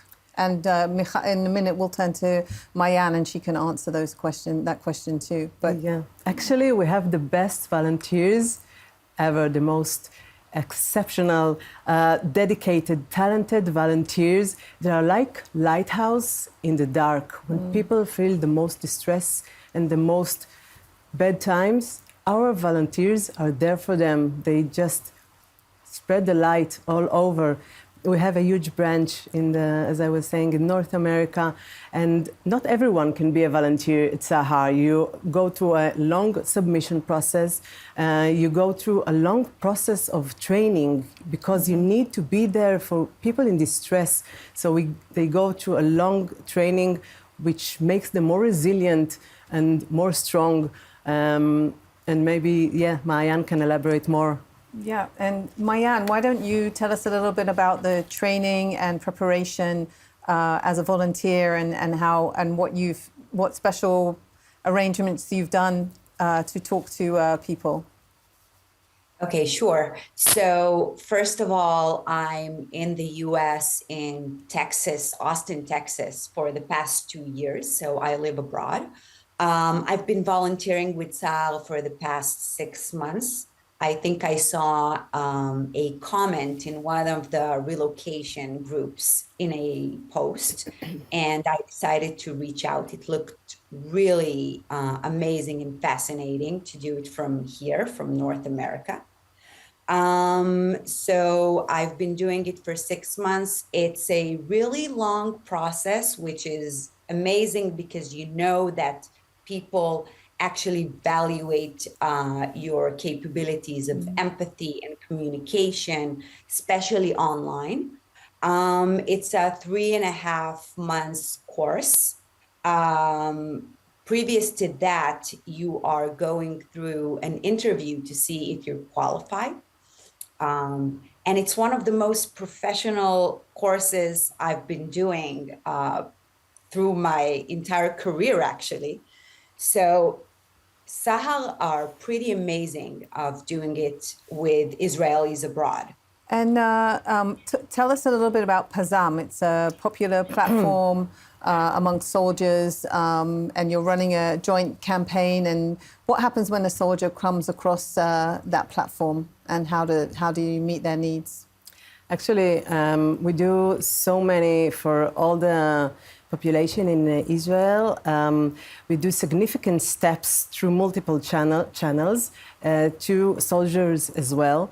And with Pazam, we have a collaboration that started on October 7th. We have a button in their app where a soldier feeling distress just clicks the button and goes straight to our chat. And actually, we looked at our data from June 24 to June 25, and we saw that we had 40%, over 40% more people from ages 18 to 20 that reach us.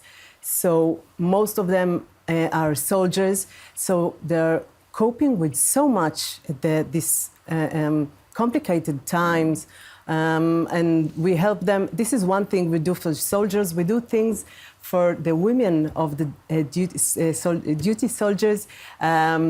They have a group in Facebook, and we give them support for the women as well, because they struggle through so much. Kids, career, husband in the 2 years going to the army, and we give them support as well. So we are doing like 360 degrees help for people throughout the community, the soldiers and the women of the soldiers as well. And finally, how do you keep it all going, and what kind of support do you need to keep on doing this amazing work and saving lives? First of all, I want to thank all the amazing philanthropic partnerships, the Jewish federations, the individuals that support us, the companies that support us. It takes a village to do what we do, and it couldn't have been happening without our amazing partnerships that we have. People are talking about 900,000 people that are experiencing post-traumatic symptoms, and they still didn't reach for help. And maybe there's a tsunami ahead of us. We don't know what the future holds for us. And we are here for every person in distress. So about 20% only is from the Ministry of Health, and we need as much as financial contributions, volunteers all around the world. As you understood, you can volunteer wherever you are from your home. You can be all over the world, and technological assistance as well to keep providing and scale up our operations. And every donation, every contribution, every partnership will help us save more lives, because we save lives every day. Inbar Shenfeld and Mayan Petito of Sahar, thank you so much for joining us today. Thank you. Joining us now here in the studio is Professor Ben Korn, Life's Door Organization. How are you today? Very well, thank you, and thanks for having me.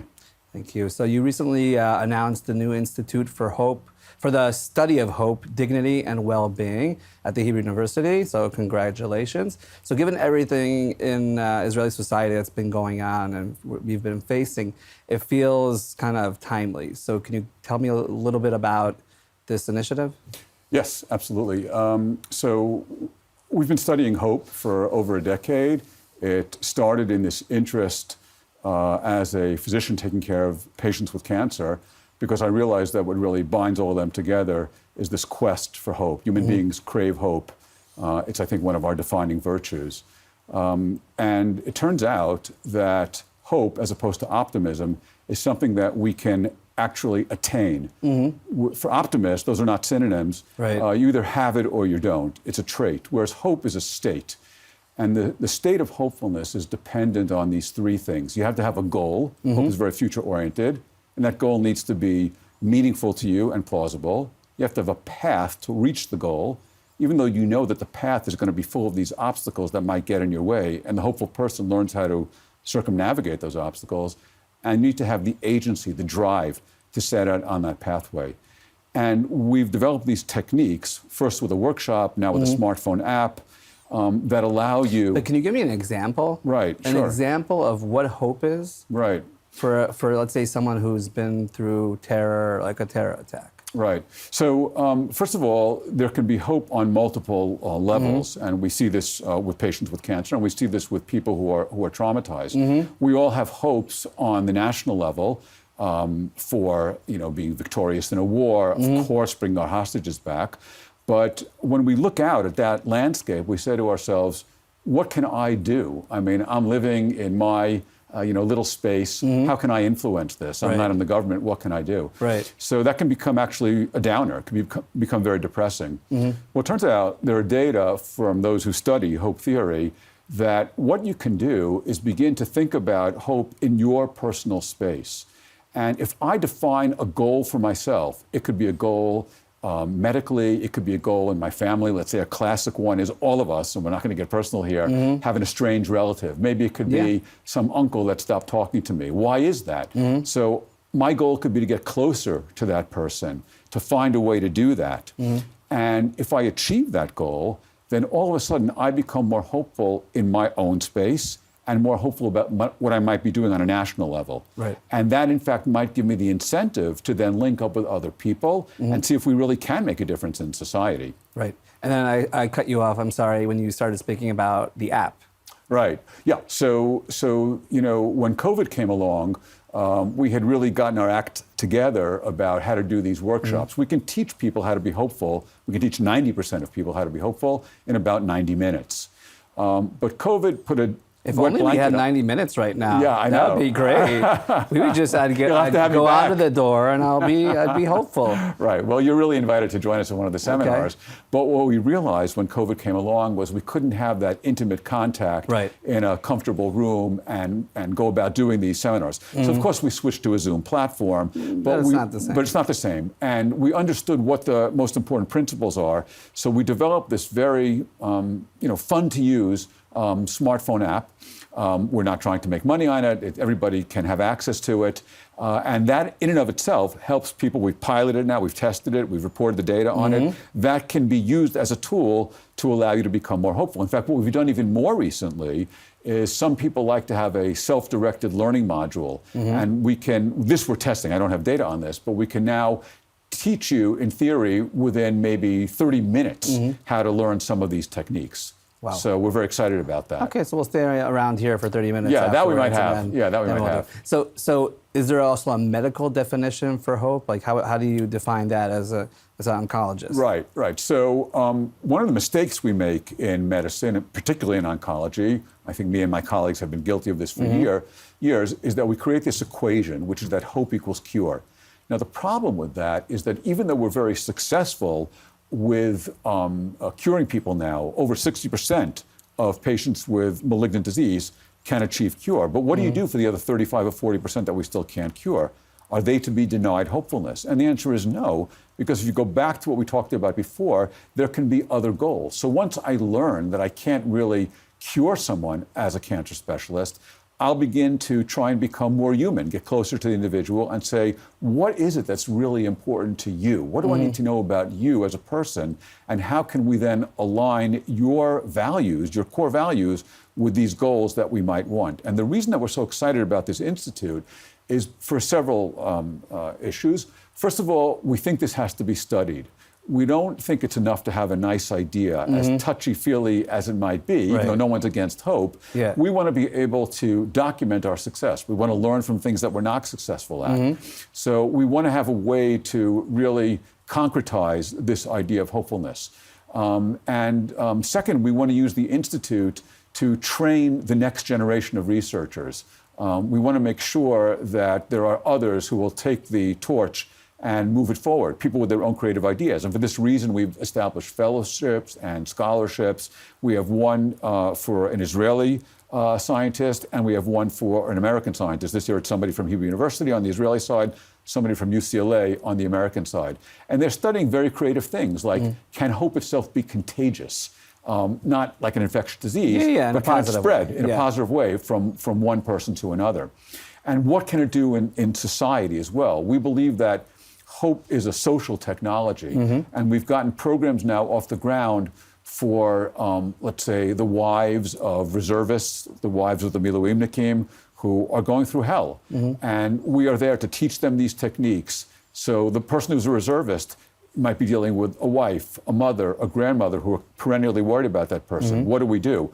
We've had programs with Metiv for foreign workers. You know, when the war began, I think the King of Thailand was willing to send a plane here and to bring all the foreign workers away. But what do we do for the elderly in our population who are the beneficiaries of this? What do we do for our agribusinesses, where these are most of the folks who, and I very much appreciate this, you know, pick our fruit. We would have potentially a crisis when it comes to food shortages. So you mentioned wives of reservists in the IDF, and I'm curious to how you can actually, you know, after October 7th, during this period of almost 2 years, right? It's a really long period of time.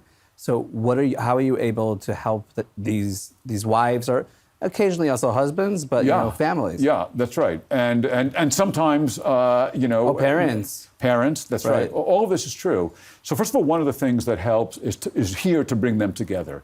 Here we don't want to do it remotely because there are data in lots of different realms which show that hopefulness is augmented by the social component. People want a sense of belonging. People don't want loneliness. And so by bringing them together, to share their experiences, to share the problems they've had, to share different techniques that they've intuited to try and help with the stresses in their lives, that goes a long way.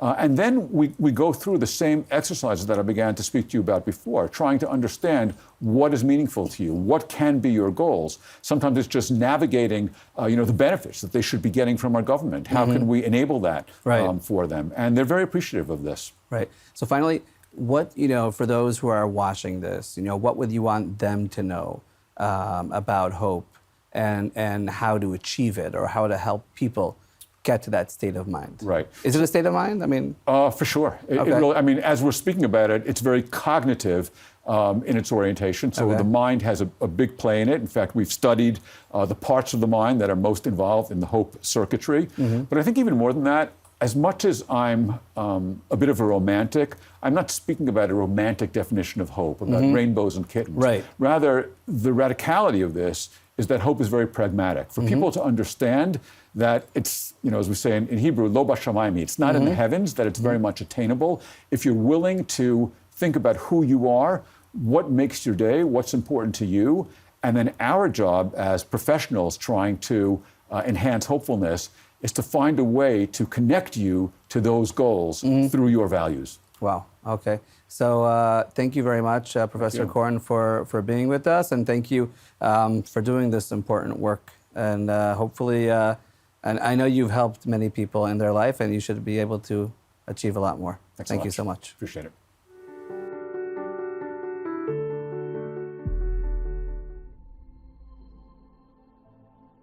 We all have a part in protecting the Jewish people.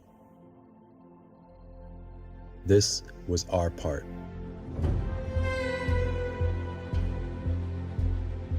All my family served.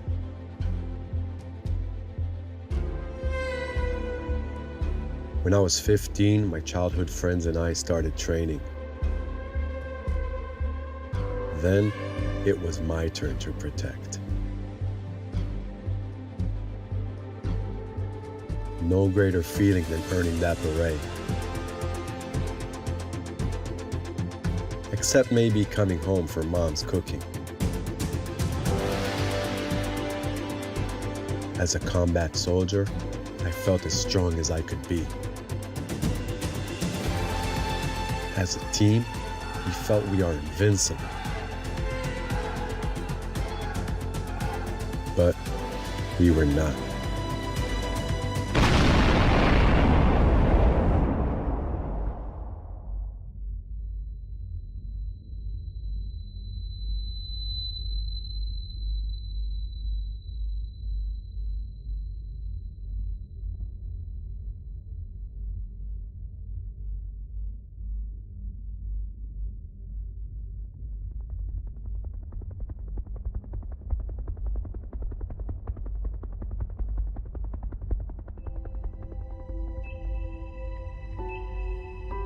I didn't understand what happened.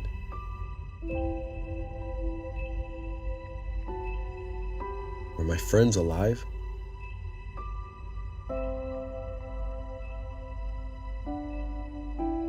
Why was Mom crying?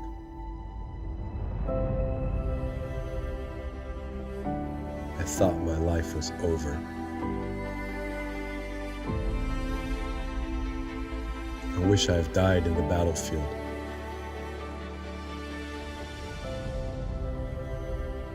Yesterday I was a combat soldier.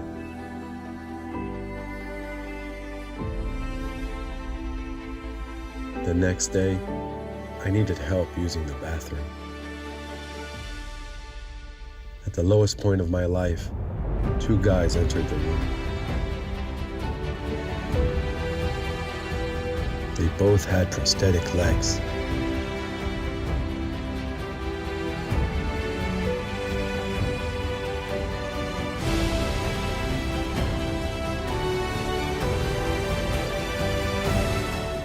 Here with us today, we have Hovav and Eitan from Brothers for Life. It's truly an honor to have both of you here with us today. Your stories came from pain, but they resulted in something truly inspiring. And I'd like to thank you for both being here.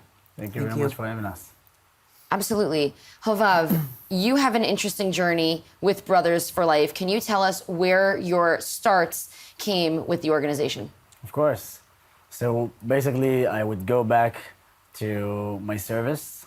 I joined the Combat Engineering Corps, and after being there, being as a commander, I was involved in a terror attack, which offended one of my soldiers.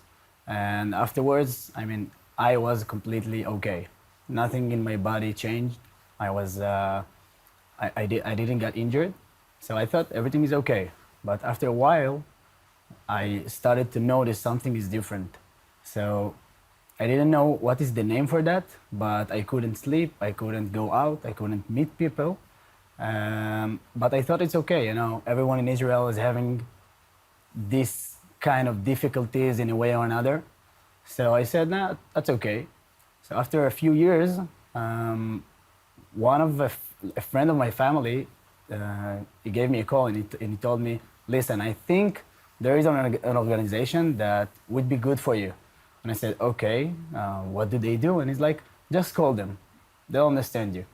I said, okay. So he gave me a phone number for a friend of, today I can say a friend of mine that is a member in Brothers for Life. And he told me to come to the Brothers house, which is in Kfar Troman, right next to the airport.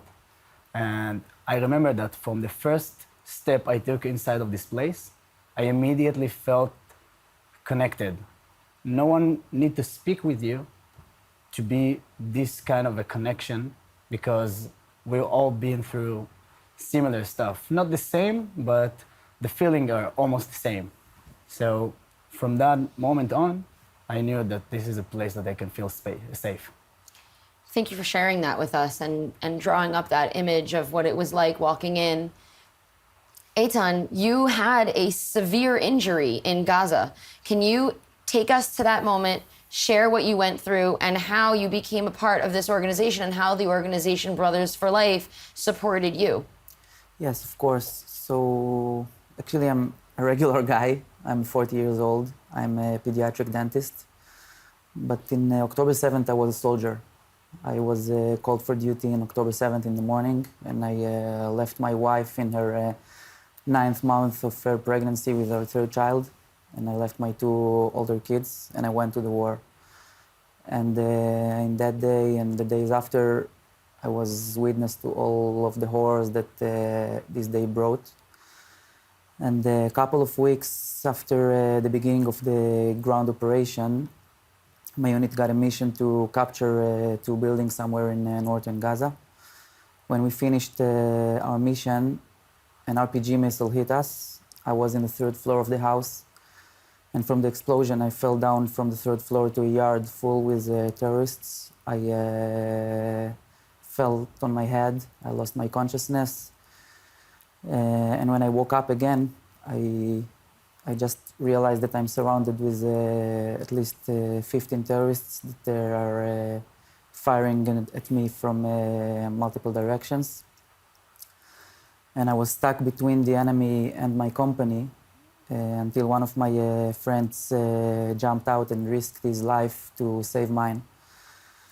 I was hospitalized for a couple of months, and I think that the guys from BFL were the first people to come and visit me who weren't my family.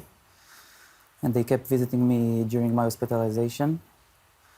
And when I released from the hospital, I started my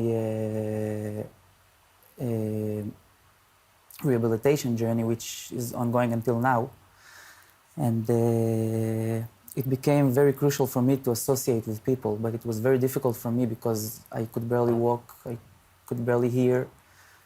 And when I came to the house, we call it Beit Haim, the house of the brothers, I found a very heartwarming welcome and a good place for me where I can associate with people that share a common language with me, share the same experiences. And you know, but by the look in the eye, like Chovav said, you can feel safe.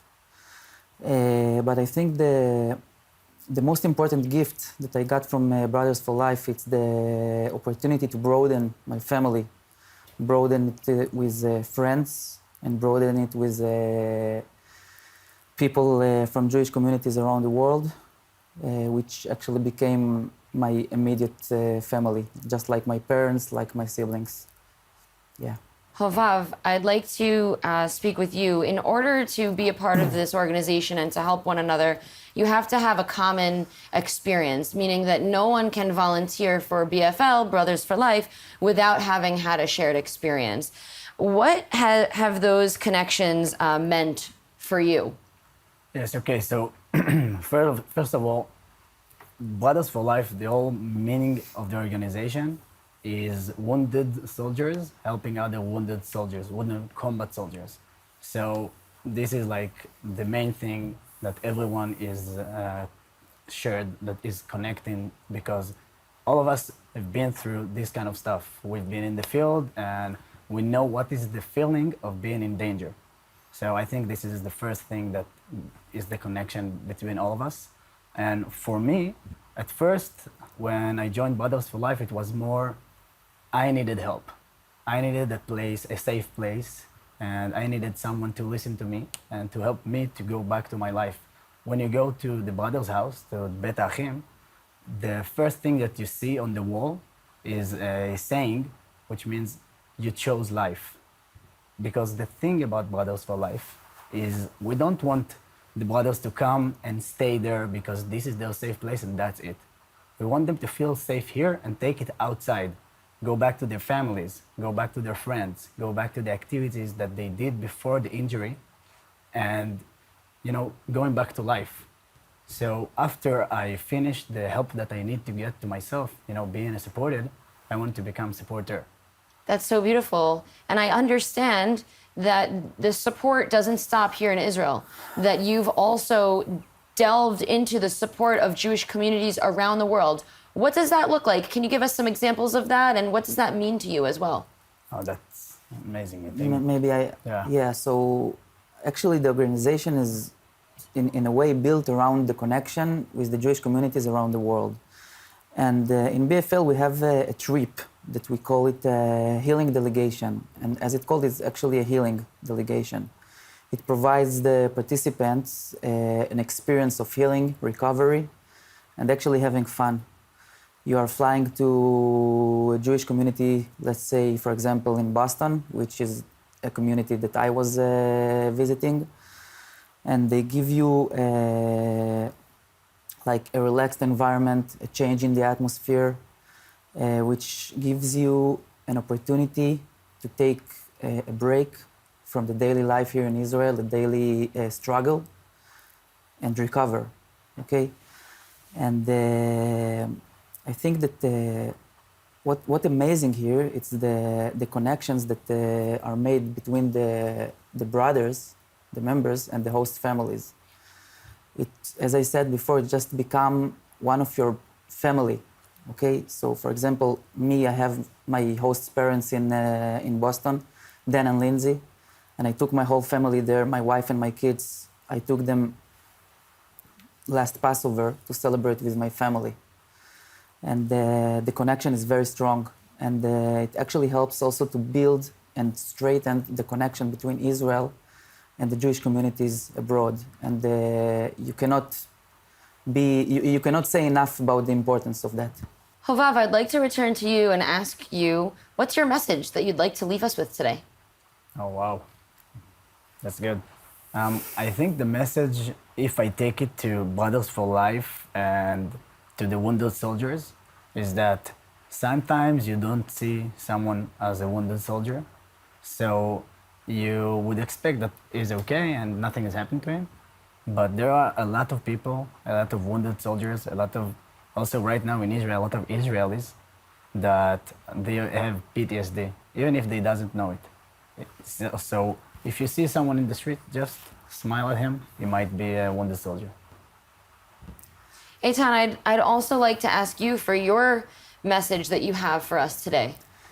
Yes, so I think that the society and also the state of Israel has a lot to learn from us as an organization. And I'll tell you why, because as I can read here, it says a nation in trauma. I don't know if I like this term, okay? Because the trauma is here to stay. The wounds will here forever. The scars will stay forever. Everyone that has been witness to the horrors of the war, especially if you were injured in the war, also as individuals and also as a society, it's here to stay. But you have to choose life. In Brothers for Life, we actually encourage people to take this decision every morning, choose life. It doesn't mean that it doesn't necessarily mean that you have to conquer every peak that you see and achieve every goal. But you know what, even small wins, even just a small progress every day, just to choose life alongside with the trauma, not in the shadow of it.